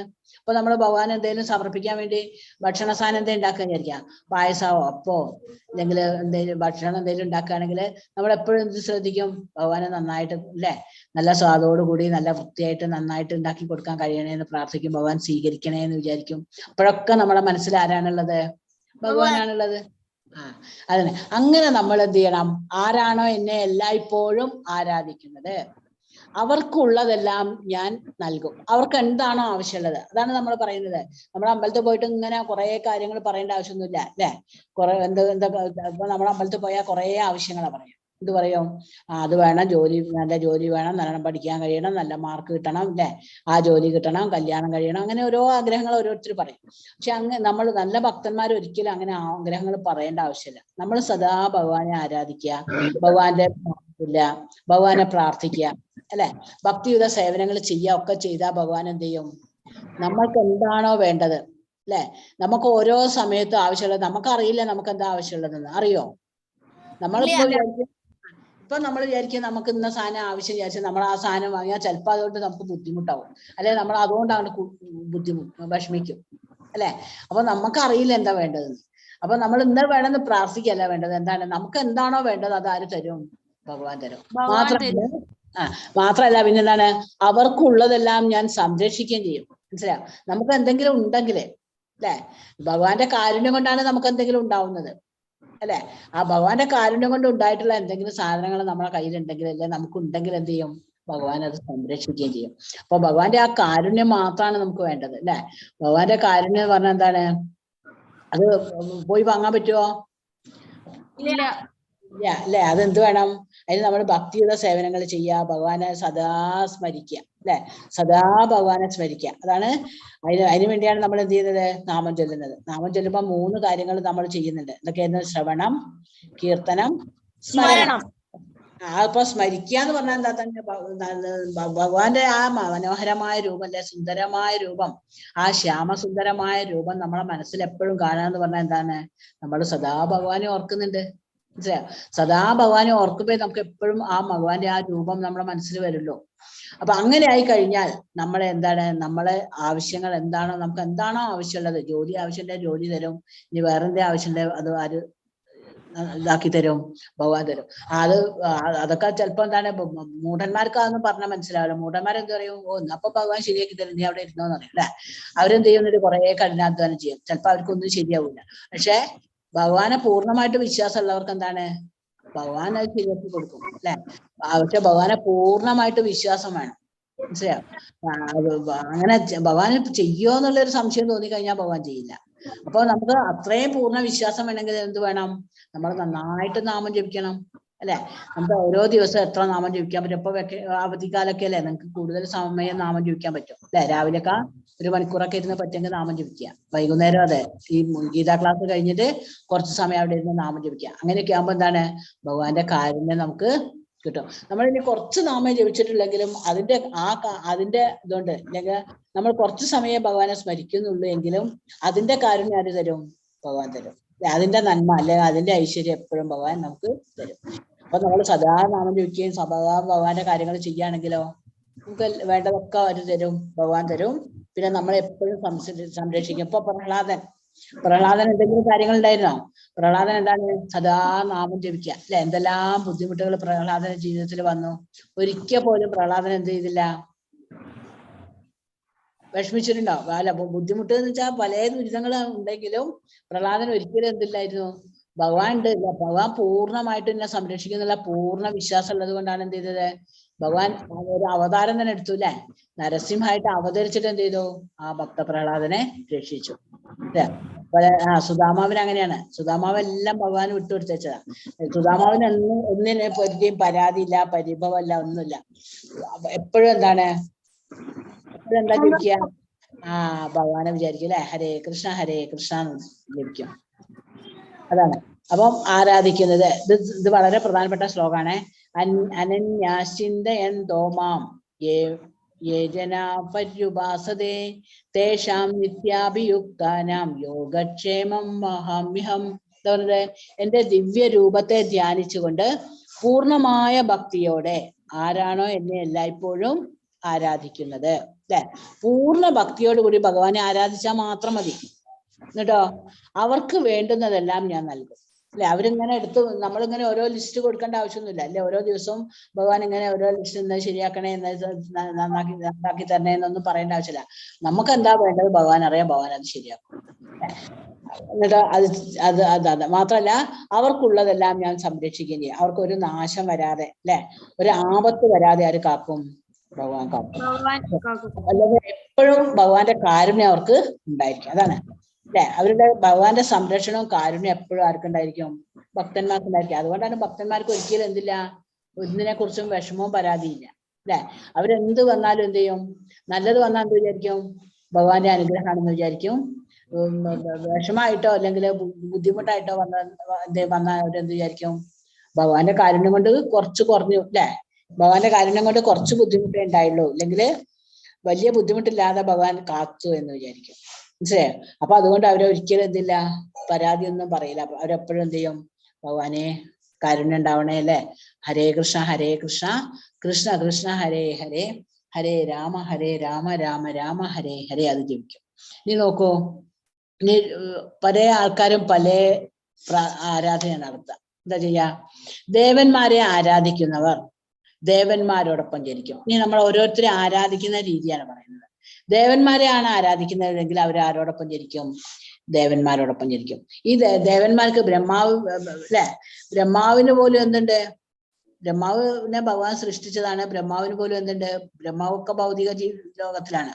ബ്രഹ്മാവിനും എന്തുണ്ട്? നാശമുണ്ട്, അല്ലെ, ബ്രഹ്മാവ് ഇല്ലാതെയാവും. അപ്പൊ എന്താണ് പറഞ്ഞത്? ദേവന്മാരെ ആരാധിക്കുന്നവർ ദേവന്മാരോടൊപ്പം ജനിക്കും. പിതൃപൂജകർ പിതൃക്കളോടൊപ്പം ജനിക്കും. ഭൂതപ്രേതാദികളെ ഉപാസിക്കുന്നവരാകട്ടെ അവരോടൊപ്പം, അല്ലെ, നമ്മൾ ദേവന്മാരെയാണ് പ്രാർത്ഥിക്കുകയും കാര്യങ്ങളൊക്കെ ചെയ്യുന്നത്, ദേവന്മാരോടൊപ്പം ജനിക്കും. ഇനി പിതൃക്കളൊക്കെയാണ് പൂജിക്കുന്നത്, പിതൃക്കളുടെ ആരാധനയാണ് നമ്മൾ കൂടുതൽ ചെയ്യുന്നതെങ്കിൽ പിതൃക്കളോടൊപ്പം ജനിക്കും. പിന്നെ എന്താണ്? ഭൂതപ്രേതങ്ങളെയാണ് നമ്മൾ ആരാധിക്കുന്നതെങ്കിൽ എന്ത് വരും? ഭൂതപ്രേതങ്ങളോടൊപ്പം ജനിക്കും. പിന്നെ എന്താണ്? അവരോടൊപ്പമാണ് ജനിക്കുക. എന്നെ ആരാധിക്കുന്ന ഭക്തന്മാർ എന്നോടൊപ്പം ജീവിക്കും. നമ്മൾ ആരാണോ ഭഗവാനെ ആരാധിക്കുന്നത്, അല്ലെ, ഹരേ കൃഷ്ണ കൃഷ്ണ കൃഷ്ണ ഹരേ ഹരേ, ഹരേ രാമ രാമ രാമ ഹരേ ഹരേ, ആ നാമം ഭക്തിയോടെ ചെല്ലുക. എന്നിട്ട് ഭഗവാന് വേണ്ട ആരാധനകളൊക്കെ ചെയ്യുക, അല്ലെ, ഭഗവാന് വേണ്ട ഭക്തിയുത സേവനങ്ങളൊക്കെ ചെയ്യുക. അങ്ങനെയുള്ളവർ തീർച്ചയായിട്ടും ആരുടെ ലോകത്തിലെത്തും? ഭഗവാന്റെ ലോകത്തിൽ എത്തും. പിന്നെ അവർക്ക് എന്തില്ല? ഒന്നിനൊരു ബുദ്ധിമുട്ടില്ല. അതാണ് ഭഗവാൻ ഇവിടെ പറയുന്നത്, അല്ലെ. എന്നെ ആരാധിക്കുന്നവർ എന്നോടൊപ്പം ജനിക്കും. അത് ഭഗവാൻ ഉറപ്പ് നൽകാണ്, അല്ലെ. എന്താണ്? ഒരിക്കലും അവർ അതിനെപ്പറ്റി വിഷമിക്കേണ്ട കാര്യമല്ല. കാരണം എന്താണ്? ആരാണോ എന്നെ പ്രാർത്ഥിക്കുന്നത് അവരെന്ത് ചെയ്യും? അവര് എന്നോടൊപ്പം ജനിക്കും. പിന്നെ ഭഗവാന്റെ അടുത്തെത്തി കഴിഞ്ഞാൽ പിന്നെ എന്തില്ല? അവരൊന്നിനും പ്രയാസപ്പെടേണ്ട കാര്യമില്ല. അവരുടെ എല്ലാ ആഗ്രഹങ്ങളും ആര് പൂർത്തീകരിക്കും? ഭഗവാൻ പൂർത്തീകരിക്കും. അപ്പൊ നമ്മള് അതിന് ചെയ്യേണ്ട കാര്യം എന്ത് മാത്രമാണ്? ഭക്തിയോടുകൂടി നാമം ജപിക്കുക, ഭക്തിയോടുകൂടി ഭഗവാന്റെ സേവനങ്ങൾ ചെയ്യുക, സദാ ഭക്തിയോടുകൂടി ഭഗവാനെ സ്മരിക്കുക. പിന്നെന്ത് ചെയ്യുക? നമുക്ക് പറ്റുന്ന കാര്യങ്ങളൊക്കെ ഭഗവാന് സമർപ്പിക്കുക. എപ്പോഴും ഭഗവാന്റെ സേവനം ചെയ്തുകൊണ്ടേയിരിക്കുക, അല്ലെ. ആ കാര്യം ചെയ്താൽ മതി. പിന്നെ അടുത്ത ഇത് വളരെ പ്രധാനപ്പെട്ടത് നമ്മൾ പഠിക്കേണ്ട ശ്ലോകമാണ് കേട്ടോ. ഇത് 9-ാം അധ്യായത്തില് 29-ാമത്തെ ശ്ലോകം നമ്മൾ പഠിക്കേണ്ടതാണ്. നോക്കാം എന്താണ്. ഹരേ കൃഷ്ണ. അല്ല, 26-ആണ് കേട്ടോ. ഹരേ കൃഷ്ണ. പത്രം പുഷ്പം ഫലം തോയം യോ മേ ഭക്ത്യാ പ്രയച്ഛതി തദഹം ഭക്ത്യുപഹൃതം അശ്നാമി പ്രയതാത്മനഃ. ഇവിടെ പറയാം. പത്രം പുഷ്പം ഫലം തോയം യോ മേ ഭക്ത്യാ പ്രയച്ഛതി തദഹം ഭക്ത്യുപഹൃതം അശ്നാമി പ്രയതാത്മനഃ. എന്താ ഇവിടെ ഭഗവാൻ പറയുന്നത്? സ്നേഹത്തോടും ഭക്തിയോടും കൂടി രണ്ട് കാര്യങ്ങൾ വേണം. ഭക്തിയാ പ്രയച്ഛതി, പിന്നെ എന്താ പറയുന്നത്? അല്ലെ, പ്രയതാത്മനഃ എന്ന് പറയുന്നത്. എന്താ പറയുന്നത് ഭഗവാൻ സ്നേഹത്തോടുകൂടി ഇഷ്ടത്തോടുകൂടി ഭഗവാന് സമർപ്പിക്കണം അല്ലെ. ശുദ്ധമായ അവബോധത്തോടു കൂടി ഭഗവാന് ഭക്തിബഹൃതം സമർപ്പിക്കണം. എന്നെന്ത് ഈ സാധനങ്ങൾ ഏതൊക്കെയാണ്? പത്രം എന്ന് പറഞ്ഞാൽ എന്താ? ഇലകള് ഭഗവാന് നമ്മൾ സമർപ്പിക്കുന്നില്ല. ഏതാണ്? ഏതിലെയാ ഭഗവാന് സമർപ്പിക്കുക? കൃഷ്ണ തുളസി. തുളസിയില അല്ലെ. ഭഗവാൻ ഏറ്റവും ഇഷ്ടമുള്ള ഇലയാണ് ഇത്, തുളസിയില. പിന്നെ പുഷ്പങ്ങള് ധാരാളം പുഷ്പങ്ങളുണ്ട് അല്ലെ. റോസ്, താമര, അതൊക്കെ ഭഗവാന് നല്ല ഇഷ്ടമുള്ള പൂക്കളാണ്. താമരപ്പൂവാണ് ഏറ്റവും ഇഷ്ടമുള്ളത്. താമരപ്പൂ ഇഷ്ടമാണ്. പിന്നെ ഈ വെളുത്ത ധാരാളം പൂക്കളില്ലേ അല്ലെ, തെച്ചി, മുല്ല, അതൊക്കെ ഭഗവാൻ ഇഷ്ടമുള്ള പൂക്കളാണ്. അപ്പൊ അങ്ങനെയുള്ള പൂക്കളൊക്കെ എന്ത് ചെയ്യാ? ഭഗവാന് സമർപ്പിക്കാം അല്ലെ. പുഷ്പങ്ങള്. പിന്നെ ഫലം എന്ന് പറഞ്ഞാൽ എന്താ? കായകള്, പഴങ്ങളും കായകളും ഒക്കെ ഇഷ്ടമാണ് അല്ലെ. പഴങ്ങൾ ഏതൊക്കെയാണ്? വാഴപ്പഴം, നേന്ത്രപ്പഴം, പഴങ്ങൾ തന്നെ പലതരം അല്ലേ. ആപ്പിള്, ഓറഞ്ച് ഒക്കെ ഭഗവാനെ സമർപ്പിക്കാം. ഏത് പഴം സമർപ്പിച്ചാലും ഇനി എന്താണ്? പഴുത്ത മാങ്ങയോ ചക്കയോ അതൊക്കെ ഭഗവാൻ ഇഷ്ടമാണ്. അങ്ങനെയുള്ള ഫലങ്ങളൊക്കെ ഭഗവാന് സമർപ്പിക്കാം. പിന്നെ എന്താണ്? തോയം എന്ന് പറഞ്ഞാൽ എന്താ? വെള്ളം അല്ലെ. ഒരു ഗ്ലാസ് വെള്ളം നമ്മൾ വൃത്തിയായിട്ട് ഒരു ഗ്ലാസ് എടുത്തിട്ട് അതിൽ വെള്ളം എടുത്തിട്ട് എന്ത് ചെയ്യുക? ഒരു തുളസിപ്പൂ അതിൽ വെച്ചിട്ട് ഭഗവാന് സമർപ്പിക്കുക. ഭഗവാനെ സ്വീകരിക്കണേ അല്ലേ. ഭക്തിയോടുകൂടി ഭഗവാന്റെ നാമം ചൊല്ലിക്കൊണ്ട് ഭഗവാനെ സമർപ്പിച്ചു കഴിഞ്ഞാൽ എന്താണ്? തീർച്ചയായിട്ടും ആ വെള്ളം ഭഗവാൻ സ്വീകരിക്കും. എന്താണ്? പക്ഷെ ഭഗവാൻ എന്തേ നോക്കുള്ളൂ? ഭക്തിയോട് കൂടിയാണോ സമർപ്പിക്കുന്നത്, സ്നേഹത്തോടു കൂടിയാണോ, പ്രേമത്തോടു കൂടിയാണോ സമർപ്പിക്കുന്നത് എന്ന് മാത്രമേ നോക്കുള്ളൂ. അപ്പൊ നമ്മള് വെറുതെ ഇങ്ങനെ എന്താണ് കാണിക്കാൻ വേണ്ടി, അല്ലെങ്കിൽ വെറുതെ ഒരു സന്തോഷമൊന്നും ഇല്ലാതെ കൊടുത്താൽ ഭഗവാന് ഇഷ്ടമല്ല. എന്താണ്? നമ്മൾ കൊടുക്കുന്ന എന്തും ഭഗവാൻ സ്വീകരിക്കും. എങ്ങനെയാണെങ്കിൽ സ്നേഹത്തോടും ഭക്തിയോടും കൂടി സമർപ്പിച്ചാൽ. മനസ്സിലാവും? പത്രം പുഷ്പം ഫലം തോയം യോമേ ഭക്തിയ പ്രയച്ഛതി തദഹം ഭക്തിബഹൃതം അശ്നാമി പ്രയതാത്മന. അപ്പൊ നമ്മളെ വീട്ടിലുണ്ടോ അല്ലെ നമ്മളെ കയ്യിലുണ്ടോ എന്നൊക്കെ ഭഗവാൻ അറിയാം അല്ലെ. നമുക്ക് എത്ര മാത്രം അത് എന്തെല്ലാം സമർപ്പിക്കാനുള്ള ഇതുണ്ട്, കഴിവുണ്ട്, അതൊക്കെ ഭഗവാൻ അറിയാം. നമ്മൾ ഒരു കഴിവും ഇല്ലാത്തവര് എന്ത് ചെയ്താൽ മതി? ഒരു തുളസിയിലയോ ഒരു ഗ്ലാസ് പച്ചവെള്ളമോ സമർപ്പിച്ചാൽ ഭഗവാന് സന്തോഷമാണ് അല്ലെ. പിന്നെ നമുക്ക് കഴിയെങ്കിൽ നമുക്ക് എന്ത് ചെയ്യാം? കുറച്ച് കഴിവുള്ളവരാണ് അല്ലെ, എന്താണ് അപ്പൊ അതിനനുസരിച്ച് ഭഗവാന് സമർപ്പിക്കുക അല്ലെ. പാലൊക്കെ വാങ്ങിയിട്ട് പായസമൊക്കെ ഉണ്ടാക്കി സമർപ്പിക്കുക, അല്ലെങ്കിൽ ഭഗവാന് ഇഷ്ടമുള്ള കാര്യങ്ങൾ സമർപ്പിക്കുക. ഭഗവാന് ക്ഷേത്രങ്ങളൊക്കെ നിർമ്മിക്കാനുള്ള അതിനുള്ള കാര്യങ്ങളൊക്കെ സഹായിച്ചു കൊടുക്കുക. അങ്ങനെയുള്ള കാര്യങ്ങളൊക്കെ ചെയ്താൽ ഭഗവാൻ സ്വീകരിക്കും. മനസ്സിലായോ? അപ്പൊ ഏറ്റവും ചുരുക്കമാണ് പറഞ്ഞത്. നമുക്കൊന്നും ഇല്ലെങ്കിൽ നമ്മൾ എന്ത് ചെയ്താൽ മതി? ഭഗവാനെ ഇതേ കയ്യിലുള്ളതെന്ന് വിചാരിച്ച് നമ്മൾ കുറച്ച് പൂക്കളോ വെള്ളമോ അങ്ങനെ എന്തെങ്കിലും സമർപ്പിച്ചാൽ അതും ഭഗവാൻ എന്ത് ചെയ്യും? വളരെ സന്തോഷത്തോടു കൂടി സ്വീകരിക്കും. മനസ്സിലായോ? അപ്പൊ നമ്മള് ആൾക്കാരൊക്കെ പിരിവിന് വന്നാൽ നമുക്കറിയാച്ചാല് നല്ല സാമ്പത്തിക സ്ഥിതി ഉള്ളവരല്ലേ അല്ലെ. സാമ്പത്തിക സ്ഥിതി ഉള്ളവരുണ്ട്, ഇല്ലാത്തവരുണ്ട് അല്ലെ. ബുദ്ധിമുട്ടുള്ളവരില്ലേ, ദാരിദ്ര്യമൊക്കെ ഉള്ളവരുണ്ട്.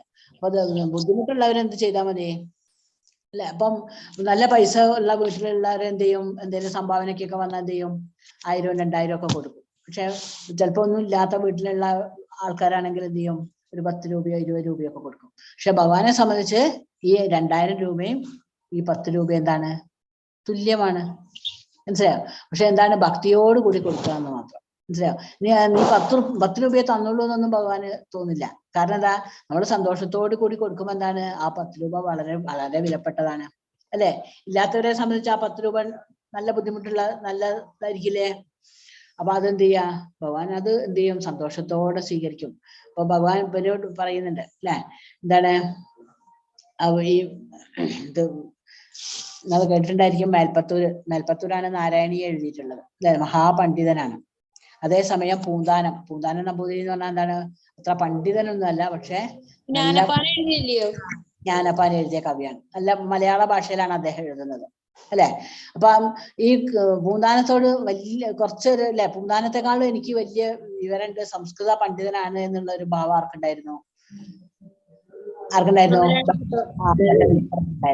അപ്പൊ ഒരു ദിവസം ഇദ്ദേഹം എന്തോ ഒരു കവിത എഴുതിയിട്ട് എന്ത് ചെയ്തു?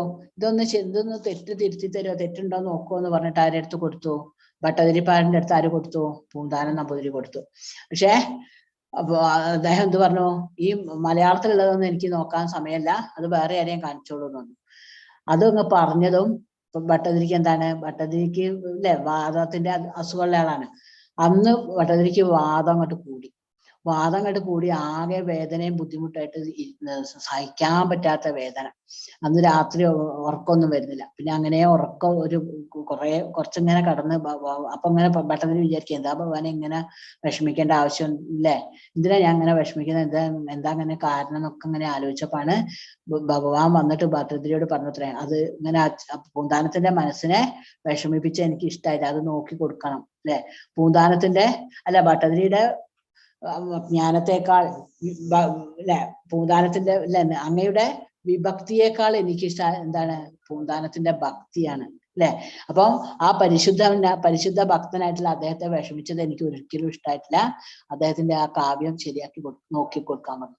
അങ്ങനെയാണ്. പിന്നെ പിറ്റേ ദിവസം എന്ത് ചെയ്തു, പൂന്താനത്തെ കണ്ടിട്ട് പെട്ടെന്ന് തന്നെ എന്ത് ചെയ്തു, ഭട്ടതിരി അത് വാങ്ങിയിട്ട് തിരിച്ച് ഒക്കെ റെഡിയാക്കി കൊടുത്തു, കുഴപ്പമൊന്നുമില്ല ഒക്കെ ഇതാക്കി കൊടുത്തു. അത് അപ്പോഴാണ് അദ്ദേഹത്തിന് എന്താ എന്തായത് ആ വേദനയൊക്കെ സമാധാനമായത്. അപ്പൊ ഭഗവാൻ അങ്ങനെയാണ്. ഭഗവാന് നമുക്ക് ഉണ്ടോ ഇല്ലയോ, നമ്മള് നല്ല വസ്ത്രമാണോ ധരിച്ചത്, കോടി വസ്ത്രമാണോ ധരിച്ചത്, പഴയതാണോ ധരിച്ചത്, അതൊന്നും ഭഗവാൻ നോക്കില്ല. നമ്മളെ മനസ്സിലേക്കാണ് ഭഗവാൻ നോക്കുക. മനസ്സിലേക്ക് നോക്കുക എന്ന് പറഞ്ഞാൽ എന്താണ്, നമ്മളെ മനസ്സ് ഭഗവാനെ കുറിച്ചാണോ എപ്പോഴും ചിന്തിക്കുന്നത്, നമ്മളെ മനസ്സ് പരിശുദ്ധമാണോ അല്ലെ, അസൂയുണ്ടോ, ദേഷ്യമുണ്ടോ, വാശിയുണ്ടോ ഒക്കെ നോക്കും അല്ലെ. അസൂയൊന്നും ഇല്ലാതെ ഭക്തി അല്ലെ, ഭഗവാനോടുള്ള ഭക്തി കൊണ്ട് മാത്രമാണ് നമ്മളെ മനസ്സ് നിറഞ്ഞിരിക്കുന്നതെങ്കിൽ ഭഗവാൻ എന്താണ്, അവിടെയാണ് ഭഗവാൻ താമസിക്കുക. ഭഗവാൻ എവിടെയാ താമസിക്കുക എന്ന് പറഞ്ഞാല് ഭക്തന്മാരുടെ ഹൃദയത്തില് അല്ലെ. അസൂയയും അല്ലെ പരാതിയും പരിഭവങ്ങളൊന്നും ഇല്ലാത്ത അല്ലെ, വേണ്ടാത്ത ചിന്തകളൊന്നും ഇല്ലാത്ത, അഹങ്കാരമൊന്നും ഒട്ടും ഇല്ലാത്തവരുടെ മനസ്സിലാണ് ആര് താമസിക്കുക, ഭഗവാൻ ഉണ്ടാവുക. അപ്പം ആ പൂന്താനത്തിനെ ഭഗവാന് നല്ല ഇഷ്ടമാകും. കാരണം എന്താ, പൂന്താനം മഹാഭക്തനാണ്. മനസ്സിലായ. അപ്പൊ അതാ ഇവിടെ പറയുന്നത് പത്രം. അപ്പൊ നമുക്ക് ഇല്ലല്ലോ എന്ന് വിചാരിച്ചാൽ നമ്മളൊന്നും വിഷമിക്കേണ്ട കാര്യമില്ല. നമുക്ക് ഉള്ളത് എന്ത് ചെയ്യാ, സന്തോഷത്തോടുകൂടി ഭക്തിയോടുകൂടി ആർക്ക് സമർപ്പിക്കുക, ആർക്ക് സമർപ്പിക്കുക. മനസ്സിലായി. അപ്പൊ ഈ ശ്ലോകം നമുക്ക് കാണാതെ പഠിക്കണം. പത്രം പുഷ്പം ഫലം തോയം യോമേ ഭക്തിയ പ്രയച്ഛതി തദഹം ഭക്തിബഹൃതം അശ്നാമി പ്രയതാത്മനഃ. എന്താ പറഞ്ഞത്, ഇതിന്റെ അർത്ഥം ഇവിടെ പറയുന്നുണ്ട്. എന്താണ്, സ്നേഹത്തോടും ഭക്തിയോടും കൂടി ഒരാൾ എനിക്ക് അർപ്പിക്കുന്നത് എന്തും, എന്താണ്, ഇലയോ പൂവോ ഫലമോ ജലമോ ആകട്ടെ, ഞാനത് സ്വീകരിക്കും. എന്ത് തന്നാലും എന്താണ്, ഭക്തിയോട് കൂടി തരികയാണെങ്കിൽ അത് ഭഗവാൻ സ്വീകരിക്കും. നോക്കൂ, അത് ചൊല്ലു ആരെങ്കിലും, ആരാളൊന്ന് ചൊല്ല. പത്രം പുഷ്പം ഫലം തോയം യോമേ ഭക്തിയ പ്രയച്ഛതി തദഹം ഭക്തിബഹൃതം അശ്നാമി പ്രയതാത്മനഃ. ഹരേ കൃഷ്ണ. ആരാണോ ചൊല്ലുന്നത്? ഞാൻ വായിക്കാം മാതാജി. ചൊല്ലിക്കോളൂ, വായിച്ചോ. പത്രം പുഷ്പം ഫലം തോയം യോമേ ഭക്ത്യാ പ്രയച്ഛതി തദഹം ഭക്ത്യുപഹൃതം അശ്നാമി പ്രയതാത്മനഃ. ഹരേ ഹരേ കൃഷ്ണ. ഇനി ആരാ ചൊല്ലുന്നുണ്ടോ? ഞാൻ. വായിച്ചോ. പത്രം പുഷ്പം ഫലം തോയം യോ മേ ഭക്ത്യാ പ്രയച്ഛതി തദഹം ഭക്ത്യുപഹൃതം അശ്നാമി പ്രയതാത്മനഃ. ഹരേ കൃഷ്ണ. അശ്നാമി എന്ന് പറഞ്ഞാൽ സ്വീകരിക്കുന്നു.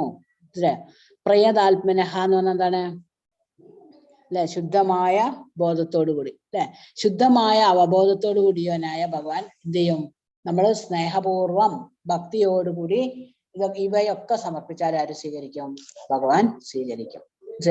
പത്രം പുഷ്പം ഫലം തോയം യോമേ ഭക്തിയ പ്രയച്ഛതി തദഹം ഭക്തിബഹൃതം അശ്നാമി പ്രയതാത്മനഃ. ശരിയല്ലേ? ഹരേ കൃഷ്ണ. അപ്പൊ അത് ഭക്തി ഇതാകണ്ടോ, ഭക്തിയോടുകൂടി കൃഷ്ണന് സമർപ്പിക്കേണ്ട സാധനങ്ങൾ ഇതൊക്കെയാണ്. എന്തൊക്കെയാണ്?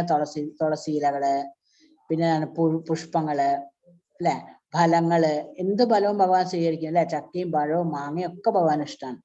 പിന്നെയാണ് ഒരു നല്ല പാത്രത്തില് വെള്ളം വെക്കുക, അതിൽ ഒരു തുളസിയില ഇടുക, 1-2 തുളസിയില ഇട്ട് ഭഗവാന് സമർപ്പിക്കാം. എന്നിട്ട് നമുക്ക് എന്ത് ചെയ്യാം, ഈ ഭഗവാന് സമർപ്പിച്ച സാധനങ്ങൾ അല്ലെ കുറച്ച് കഴിഞ്ഞാൽ നമുക്ക് എന്ത് ചെയ്യാം, നമുക്കത് എടുത്തത് അല്ലെ പ്രസാദമായിട്ട് സ്വീകരിക്കാം. പ്രസാദം കഴിക്കുമ്പോൾ നമ്മൾ പഠിച്ചു, പ്രസാദം എന്തിനാ കഴിക്കുന്നത്?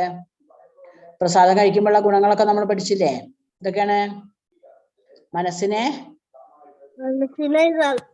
നിയന്ത്രിക്കാൻ സാധിക്കും. പിന്നെ സാധിക്കും, കൃഷ്ണന്റെ ലോകത്തേക്ക് എത്തിക്കാൻ ഭക്തി വർദ്ധിക്കും അല്ലെ. പിന്നെ നമ്മളെ തലച്ചോറിലൊക്കെ പുതിയ പുതിയ സെല്ലുകളൊക്കെ ഉണ്ടാവും, നല്ല നല്ല സെല്ലുകളുടെ വളർച്ചയ്ക്ക് സഹായിക്കും അല്ലെ. പിന്നെ നമുക്ക് ഏകാഗ്രത കിട്ടാനൊക്കെ സഹായിക്കും. അപ്പൊ എന്താണ്, അപ്പൊ ഭക്തിയോടുകൂടി നമ്മൾ എന്ത് ചെയ്യാ, ആ ഭഗവാനെ സമർപ്പിച്ചത് പ്രസാദമായിട്ട് സ്വീകരിക്കുകയും ചെയ്യാം. അപ്പൊ അത്രയും കാര്യങ്ങളാണ് പറയുന്നത്. പിന്നെ എന്താ അടുത്ത ശ്ലോകത്തിൽ എന്താ പറയുന്നത് അല്ലെ, അല്ലെ. അപ്പൊ ഭഗവാൻ നേരത്തെ പറയുന്നുണ്ട്, എന്താ പറയുന്നത്,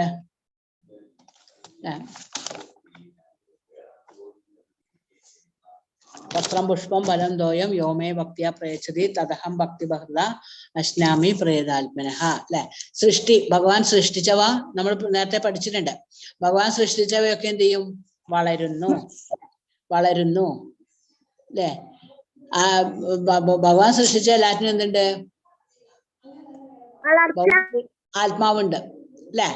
ആത്മാവുണ്ട്, അവ വളരുന്നുണ്ട് അല്ലെ.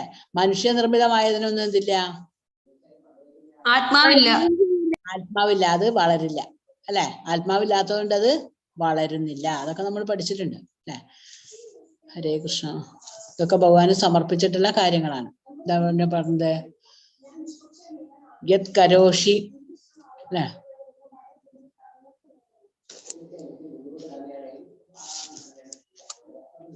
ഹരേ കൃഷ്ണ. അതിന്റെ അടുത്ത 21ാമത്തെ ശ്ലോകമാണ്. അടുത്ത ശ്ലോകം ഏതാ നോക്കാം നമുക്ക്. 27ാമത്തെ ശ്ലോകം നോക്കാം. എന്താ പറഞ്ഞത് അടുത്ത ശ്ലോകത്തില്, യത് കരോഷി യത് കരോഷി യദസ്നാസി യജ്ജുഹോഷി യദ്ദാസി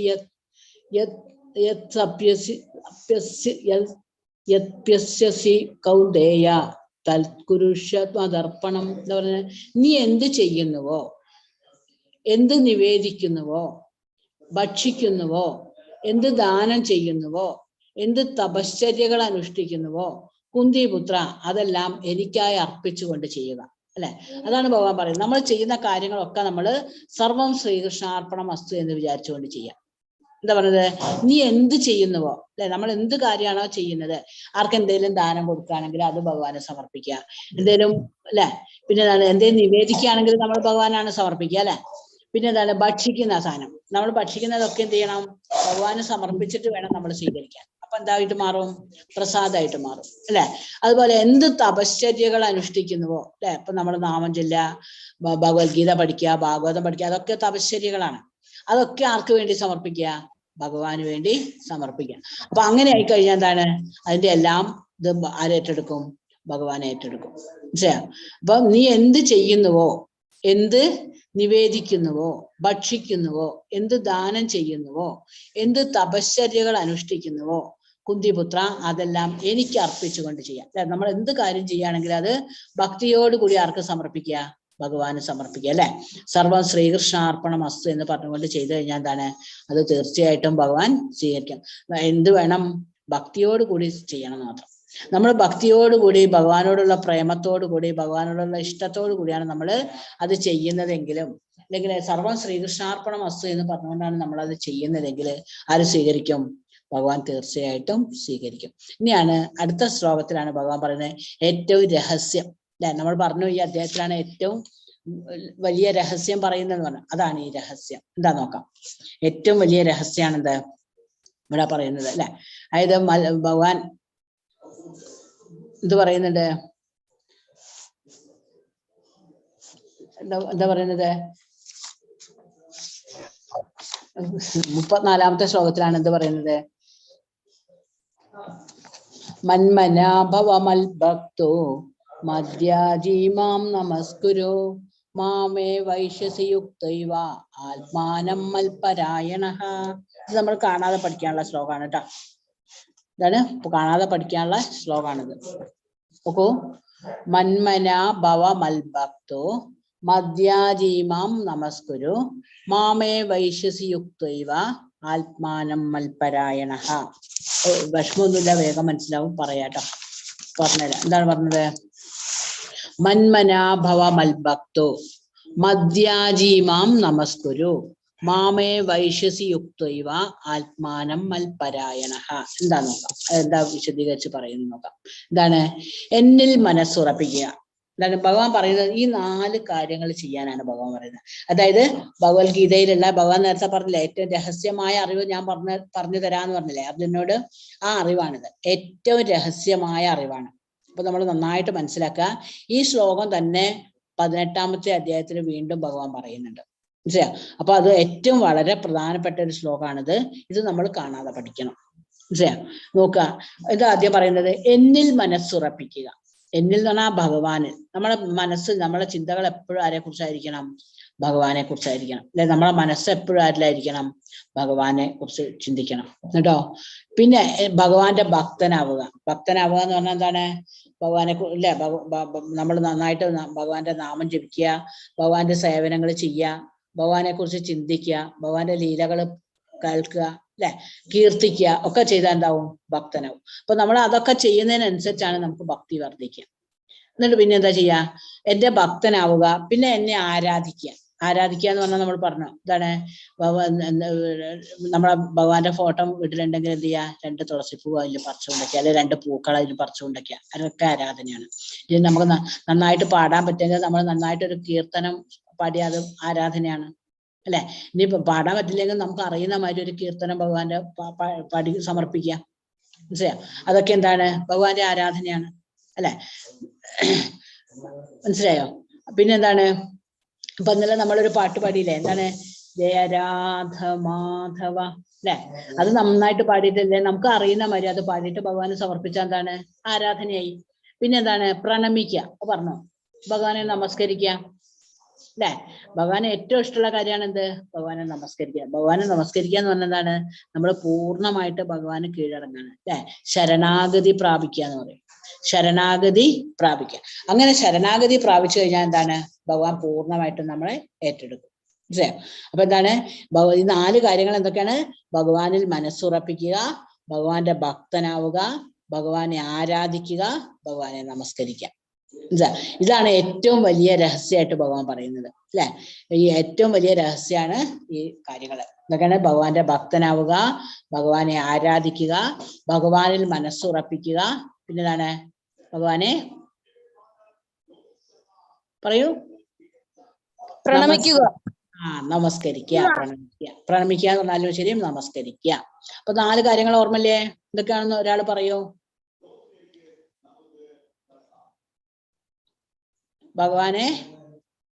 ഭഗവാനിൽ മനസ്സുറപ്പിക്കുക, ഭഗവാനെ ആരാധിക്കുക, ഭഗവാനെ പ്രണമിക്കുക, ഭക്തനാവുക. ഇത് ചെയ്താൽ മതി. എന്നിൽ തന്നെ, അല്ലെ, പൂർണ്ണമായി മുഴുകിയിരിക്കുന്നത്. അപ്പൊ ഈ കാര്യങ്ങളൊക്കെ ചെയ്യുന്നവരെന്താണ്? ഭഗവാനെ തന്നെ പൂർണ്ണമായി മുഴുകിയിരിക്കും, അല്ലെ? അപ്പൊ ഈ കാര്യങ്ങളൊക്കെ നമ്മൾ ചെയ്താൽ നമ്മൾ എപ്പോഴും ആരെ കുറിച്ച് ഓർക്കുള്ളൂ? ഭഗവാനെ കുറിച്ച് ഓർക്കുള്ളൂ. അങ്ങനെയല്ല ആളെന്ത് ചെയ്യും? തീർച്ചയായിട്ടും എന്ത് ചെയ്യും? എന്നെ പ്രാപിക്കും, അല്ലെ? ഒരു സംശയമില്ല, അയാൾ തീർച്ചയായിട്ടും ഈ 4 കാര്യങ്ങളും കൃത്യമായിട്ട് നമ്മൾ ചെയ്യുകയാണെങ്കിൽ തീർച്ചയായിട്ടും നമ്മൾ എവിടെ എത്തും? ഭഗവാന്റെ ഗോലോകത്തെത്തും, അല്ലെ? ഭഗവാന്റെ ഗോലോകത്ത് നമ്മൾ എത്തും. അപ്പൊ ഇത് കൃത്യമായിട്ട് ചെയ്യണം എന്ന് മാത്രം, അല്ലെ? ഭക്തനാവുക എന്ന് പറഞ്ഞാൽ എന്താണ്? ഭഗവാന്റെ നാമം ചെല്ലണം, ഭഗവാന് വേണ്ടി സേവനങ്ങൾ ചെയ്യണം, അല്ലെ? ഭഗവാന്റെ ഇതൊക്കെ കാര്യങ്ങളൊക്കെ, അല്ലെ? കൃഷ്ണാവബോധ പ്രവർത്തനം, അല്ലെ? ഭക്തിയുത സേവനങ്ങൾ ധാരാളം ചെയ്യണം. പിന്നെ എന്താണ്? സദാ ഭഗവാനെ സ്മരിക്കുക. സദാ ഭഗവാനെ സ്മരിക്കുക എന്ന് പറഞ്ഞാൽ ഭഗവാന്റെ കീർത്തനങ്ങൾ പാടുക, ഭഗവാന്റെ ലീലകൾ കേൾക്കുക, നമുക്ക് അറിയുന്ന ലീലകളൊക്കെ മറ്റുള്ളവർക്ക് പറഞ്ഞു കൊടുക്കുക ഒക്കെ ചെയ്താൽ എന്താണ്? സ്മരിക്കലായി. പിന്നെ എന്താണ്? ആരാധിക്കുക, ഭഗവാനെ ആരാധിക്കുക, അല്ലെ? നമുക്ക് നന്നായിട്ട് ചിത്രം വരയ്ക്കാൻ അറിയെങ്കിൽ നമ്മൾ നല്ല ഭഗവാന്റെ ഒരു ചിത്രം വരച്ചു കഴിഞ്ഞാൽ ഭഗവാനോടുള്ള ആരാധനയാണത്, അല്ലെ? ഭഗവാന്റെ ചിത്രമൊക്കെ വരയ്ക്കുന്ന സമയത്ത് എന്താ വെച്ചാല് നമ്മളെ മനസ്സിൽ ഭഗവാന്റെ രൂപം ഉണ്ടെങ്കിലേ നമുക്ക് ആ ചിത്രം നന്നായിട്ട് വരയ്ക്കാൻ പറ്റുള്ളൂ. അപ്പൊ അവരുടെ മനസ്സിലൊക്കെ ആരുണ്ട്? ഭഗവാനുണ്ട്. അതുപോലെ ഭഗവാന്റെ ഒരു കീർത്തനം ചൊല്ലുമ്പോൾ നമുക്കറിയാം, നമ്മൾ ശ്രദ്ധിച്ച് നാമം ഒരു ഭഗവാന്റെ കീർത്തനം ചൊല്ലുമ്പോൾ നമ്മളെ മനസ്സ് നിറയെ ആരാണ്? ഭഗവാനാണ്. നാമം ചൊല്ലുമ്പോൾ നമ്മളെ മനസ്സിൽ വരുന്നില്ലേ ഭഗവാൻ? അപ്പൊ അങ്ങനെയൊക്കെ കഴിഞ്ഞാൽ എന്താണ്? നമുക്ക് സദാ ഭഗവാനെ ഓർക്കാൻ കഴിയും. അങ്ങനെ ആയി കഴിഞ്ഞാൽ നമ്മൾ എന്തായി? ഭഗവാന്റെ ലോകത്ത് തീർച്ചയായിട്ടും എത്തും. അപ്പൊ ഒന്നുകൂടി പറയാം, ഈ ശ്ലോകം ഒന്നുകൂടി പറയാം. മന്മനാ ഭവ മൽഭക്തോ മദ്യാജീമാം നമസ്കുരു മാമേ വൈശ്യസി യുക്തൈവ ആത്മാനം മൽപരായണഃ മന്മന ഭവ മൽഭക്ത മദ്യാജീമാം നമസ്കുരു മാമേ വൈശ്യസി യുക്തൈവ ആത്മാനം മൽപരായണഃ. അതായത് എന്നെ കുറിച്ച് എന്തൊക്കെ ചെയ്യേണ്ടത്? ഭഗവാനെ കുറിച്ച് ഓർമ്മിക്കുക അല്ലെ, ഭഗവാനെ കുറിച്ച് ഓർമ്മിക്കുക, ഭഗവാന്റെ ഭക്തനാവുക, ഭഗവാനെ നമസ്കരിക്കുക, ഭഗവാനെ ആരാധിക്കുക. ഹരേ കൃഷ്ണ. ഓർമ്മല്ലേ? അതാണ് ചെയ്യേണ്ടത്. അപ്പൊ ഇതിന്റെ ആക്ടിവിറ്റി എന്താ നോക്കാം. കൃഷ്ണനെ അർപ്പിക്കുന്ന 4 കാര്യങ്ങൾ എന്തൊക്കെയാ? കൃഷ്ണനെ അർപ്പിക്കാനുള്ള 4 കാര്യങ്ങള്: തുളസി ഇല, തുളസി പുഷ്പം, ഫലം, വെള്ളം, സ്നേഹപൂർവം. ഇതൊക്കെ എങ്ങനെ പറയാ? സ്നേഹപൂർവ്വം അർപ്പിക്കണം. അപ്പൊ എന്തൊക്കെയാ നോക്കാം. എന്തൊക്കെയാണ് ഭഗവാന് സമർപ്പിക്കുക? ഇല, തുളസി, പുഷ്പം, ഫലം, വെള്ളം, സ്നേഹപൂർവം. മാതാജി കാണിച്ചരാ അല്ലെ. ഇലകള് ഭഗവാന് സമർപ്പിക്കുക അല്ലെ, ഇലകൾ ഇങ്ങനെ ഭഗവാന് സമർപ്പിക്കുക. പുഷ്പങ്ങൾ എന്ത് ചെയ്യാ? പുഷ്പങ്ങള് അല്ലെ, പുഷ്പങ്ങൾ എന്ത് ചെയ്യാ? ഭഗവാന് സമർപ്പിക്കുക. പിന്നെ ഏതാണ്? ഫലങ്ങള്, ഫലങ്ങള് എന്ത് ചെയ്യാ? അതും ഭഗവാന് സമർപ്പിക്കുക. പിന്നെ ഏതാണ്? വെള്ളം, വെള്ളം ഭഗവാന് സമർപ്പിക്കുക. എന്നിട്ടോ അതെന്തായിരിക്കണം? സ്നേഹത്തോടു കൂടി അല്ലെ, സ്നേഹത്തോടു കൂടി ഭക്തിയോടു കൂടി ഭഗവാന് സമർപ്പിക്കുക. അത് തീർച്ചയായിട്ടും ആര് സ്വീകരിക്കും? ഭഗവാൻ സ്വീകരിക്കും. ആ ശ്ലോകം എന്തായിരുന്നു? പത്രം പുഷ്പം ഫലം തോയം യോമേ ഭക്തിയ പ്രയച്ഛതി തദഹം ഭക്തിബഹൃത അശ്നാമി അല്ലെ. ഒന്നുകൂടി കാണിക്കാം. ഇലകള് അല്ലെ, ഇലകള് ഭഗവാന്റെ പാദങ്ങളിൽ സമർപ്പിക്കുക. പുഷ്പങ്ങള് അല്ലെ, പുഷ്പങ്ങൾ എന്ത് ചെയ്യാ? ഭഗവാന്റെ പാദങ്ങളിൽ സമർപ്പിക്കുക. ഫലങ്ങള് അല്ലെ, ഫലങ്ങൾ എന്ത് ചെയ്യാ? ഭഗവാന് സമർപ്പിക്കുക. പിന്നെ വെള്ളം, വെള്ളം ഭഗവാന് സമർപ്പിക്കുക. എങ്ങനെയാ സമർപ്പിക്കേണ്ടത്? സ്നേഹത്തോടും സ്നേഹത്തോടും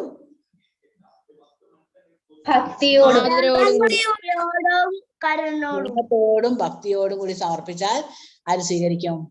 ഭഗവാൻ തീർച്ചയായിട്ടും. അപ്പൊ ആ കാര്യങ്ങള് പ്രത്യേകം ഓർത്തു വെക്കുക. അപ്പൊ ഇത് മനസ്സിലായില്ലേ? ഇത്രയും കാര്യങ്ങൾ മനസ്സിലായില്ലേ? മനസ്സിലായി മാതാജി. ഹരേ കൃഷ്ണ. പറയൂ. ഹരേ കൃഷ്ണ. മാതാജി, ഞാനൊരു കീർത്തനം പാടിക്കോളൂ. ചൊല്ലിക്കോട്ടെ? ഓ പാടിക്കോളൂ. ഹരേ കൃഷ്ണ.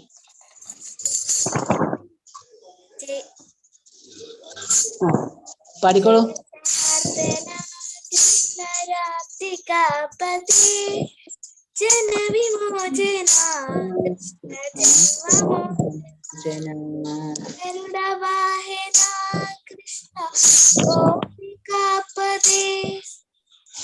നയന മോഹന കൃഷ്ണ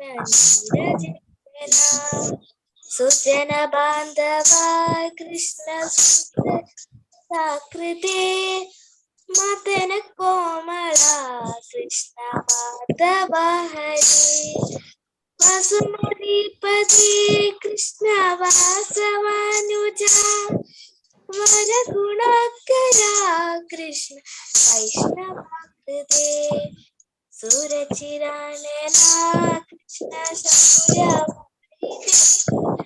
മുരഹര വിഭോ മുക്തിദായക വിമല പാലക കൃഷ്ണ വല്ലഭീപതി കമലലോചന കൃഷ്ണ കാമദായിക ശ്രീനഗാത്രക കൃഷ്ണ ഭക്തവത്സല ചരണ പല്ലവം കൃഷ്ണ കരുണ കോമളം കുവലക്ഷണ കൃഷ്ണ കോമലകൃതേ തവ തവ പദാംബുജം കൃഷ്ണ ശരണമേ ഗണേ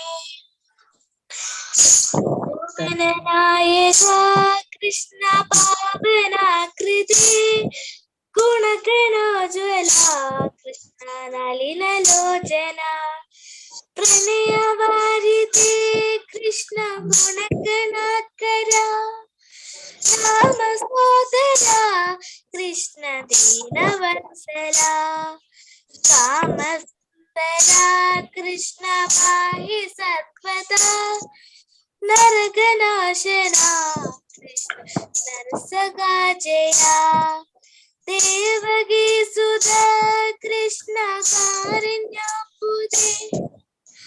कंसनाशना कृष्ण द्वारकावासी वासुरात्मजा कृष्ण देहि मङ्गलम् तृप्पदाम्बुजं कृष्ण कामकोमलम् भक्तदासना कृष्ण अडियने सदा कातुकोल्लणे कृष्ण सर्वदा विभो. ഹരേ കൃഷ്ണ. ഹരേ കൃഷ്ണ. ഹരിബോൾ ഹരിബോൾ. ഹരേ കൃഷ്ണ. നല്ല പാട്ടായിരുന്നു കേട്ടോ. ഇനി ആരെയും പാടുന്നുണ്ടോ? ഇനി ആരാ പാടുന്നത്? ചിത്രം വരച്ച ആരെങ്കിലും? ചിത്രം വരച്ചിട്ടുണ്ടെങ്കിൽ ഗ്രൂപ്പിൽ ഇടാം കേട്ടോ. ഇനി പാട്ട് പാടുന്നുണ്ടോ ആരെങ്കിലും? നല്ല പാട്ടായിരുന്നു കേട്ടോ. ഹരേ കൃഷ്ണ. മോള് പാടുന്നുണ്ടാ? ശിവാനി പാടുന്നുണ്ടാ? ഇല്ല മാതാജി. ഇനി 4 വരി ആയാലും മതി കേട്ടാ. നിങ്ങൾക്ക് അറിയെങ്കിൽ 4 വരി അറിയുള്ളൂ വെച്ചാൽ 4 വരി പാടിയാൽ മതി. അതും ഭഗവാൻ ഇഷ്ടമാണ് അല്ലെ? ഇതൊക്കെ ഭഗവാൻ ആരാധനയാണ്. നമ്മൾ ഒരു ശ്ലോകം ചൊല്ലുമ്പോ ഭഗവാനെ ആരാധിക്കുകയാണ്, നമ്മൾ നാമം ചൊല്ലുമ്പോ ഭഗവാനെ ആരാധിക്കുകയാണ്. നാമം കൊണ്ട് ഭഗവാനെ ആരാധിക്കുക കേട്ടാ. ഓ പറഞ്ഞോളൂ. പാടിക്കോളൂ പാടിക്കോളൂ, കുഴപ്പമില്ല. ഹരിബോൾ. തുളസിക്കൈ നുള്ളിയെടുത്ത് കണ്ണനൊരു മാലയ്ക്കായി പൊട്ടാത്ത നൂലിൽ കെട്ടി എന്നെന്നും ചാർത്താം ഞാൻ, എന്നെന്നും ചാർത്താം ഞാൻ. ഹരിബോൾ ഹരിബോൾ അല്ലെ? തുളസിക്കതിര് കെട്ടിയ ഭഗവാന് നല്ല ഇഷ്ടമാണ് തുളസിക്കതിര്. ഹരേ കൃഷ്ണ. പാടിക്കോളൂ പാടിക്കോളൂ. നല്ല വാക്ക് ചൊല്ലണം, നന്മ ചെയ്തു വാഴണം,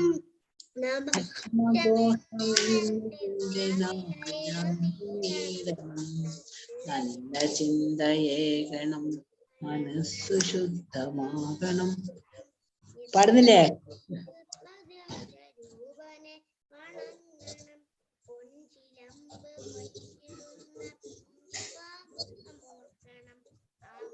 പദാബ്ജം തന്നിലായി സദാ നമിച്ചിടുന്ന ഞാൻ. ഹരേ കൃഷ്ണ. ഹരിബോൾ ഹരിബോൾ. നല്ല പാട്ടായി. ഇതാ നല്ല പ്രാർത്ഥനയാണല്ലോ. ഹരേ കൃഷ്ണ. നല്ല വാക്കൊക്കെ തുടരാനും ഭഗവാൻ അനുഗ്രഹിക്കട്ടെ. ഹരേ കൃഷ്ണ. ഇനി ആരാ പാടുന്നത്? ഇനി ആരെയും പാടുന്നുണ്ടോ? മോള് പാടുന്നുണ്ടാ? ഇനി ആരെയും പാടുന്നുണ്ടോ മക്കളെ? അപ്പൊ എല്ലാവർക്കും ഭഗവാന്റെ കാരുണ്യം അല്ലെ, ഭഗവാന്റെ പാട്ട് പാടാനും ഭഗവാന്റെ ഭക്തി ഉണ്ടാവാനും ഒക്കെ ഭഗവാൻ അനുഗ്രഹിക്കട്ടെ എന്ന് പ്രത്യേകം പ്രാർത്ഥിക്കുകയാണ്. അപ്പൊ നമുക്ക് 3 തവണ നാമം ചൊല്ലിക്കൊണ്ട് ഇന്നത്തെ ക്ലാസ് ഇവിടെ. ഹരേ കൃഷ്ണ. 3 തവണ നാമം ചൊല്ലിക്കൊണ്ട് നിർത്താം. എല്ലാവരും നാമം ചൊല്ലാട്ടാ. ഹരേ കൃഷ്ണ ഹരേ കൃഷ്ണ കൃഷ്ണ കൃഷ്ണ ഹരേ ഹരേ ഹരേ രാമ ഹരേ രാമ രാമ രാമ രാമ ഹരേ ഹരേ ഹരേ ഹരേ കൃഷ്ണ ഹരേ കൃഷ്ണ ഹരേ രാമ ഹരേ രാമ ഹരേ രാമ രാമ രാമ ഹരേ ഹരേ കൃഷ്ണ ഹരേ ഹരേ ഹരേ രാമ ഹരേ രാമ രാമ രാമ രാമ ഹരേ ഹരേ രാമ ഹരേ രാമ ഹരേ ഹരേ ഹരേ രാമ ഹരേ രാമ രാമ രാമ ഹരേ ഹരേ. എല്ലാവർക്കും ഭഗവാന്റെ കാരുണ്യം ഉണ്ടാവട്ടെ എന്ന് പ്രാർത്ഥിക്കുന്നു അല്ലെ. കൂടുതൽ നാമം ചൊല്ലാനും ഭക്തി ഉണ്ടാവാനും ഒക്കെ ഭഗവാന്റെ കാരുണ്യം ഭഗവാന്റെ അനുഗ്രഹം ഉണ്ടാവട്ടെ എന്ന് പ്രാർത്ഥിക്കുന്നു. ഹരേ കൃഷ്ണ. ഹരേ കൃഷ്ണ. ഹരേ കൃഷ്ണ. ഹരേ കൃഷ്ണ. ഹരേ കൃഷ്ണ മാതാജി. ഹരേ കൃഷ്ണ. ഹരേ കൃഷ്ണ. ഹരേ കൃഷ്ണ. പ്രഭു പാടുന്നുണ്ടോ? ഉദയകുമാർ പ്രഭു കീർത്തനം പാടുന്നുണ്ടാ? പോയോ പ്രഭു? ഹരേ കൃഷ്ണ പ്രഭു.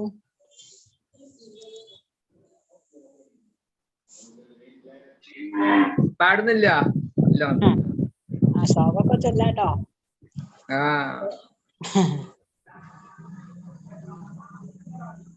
ക്ലാസ് ഇഷ്ടാവണുണ്ടാ? കുട്ടികളല്ലേ, കുട്ടികള് ഹരേ കൃഷ്ണ. കുട്ടികളെ എന്ത് ഇഷ്ടാണ്.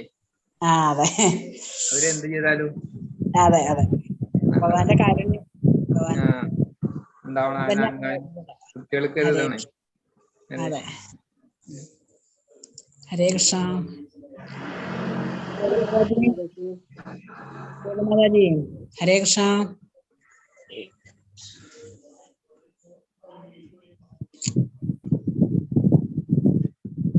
ഹരേ കൃഷ്ണ. ഹരേ കൃഷ്ണ മാതാജി. ഇതായിക്കൂടെ? ആ എന്റെ മാതാജി. ഹരേ കൃഷ്ണ. ശ്ലോകം നാളെ ഗ്രൂപ്പിലിടാം അല്ലെ?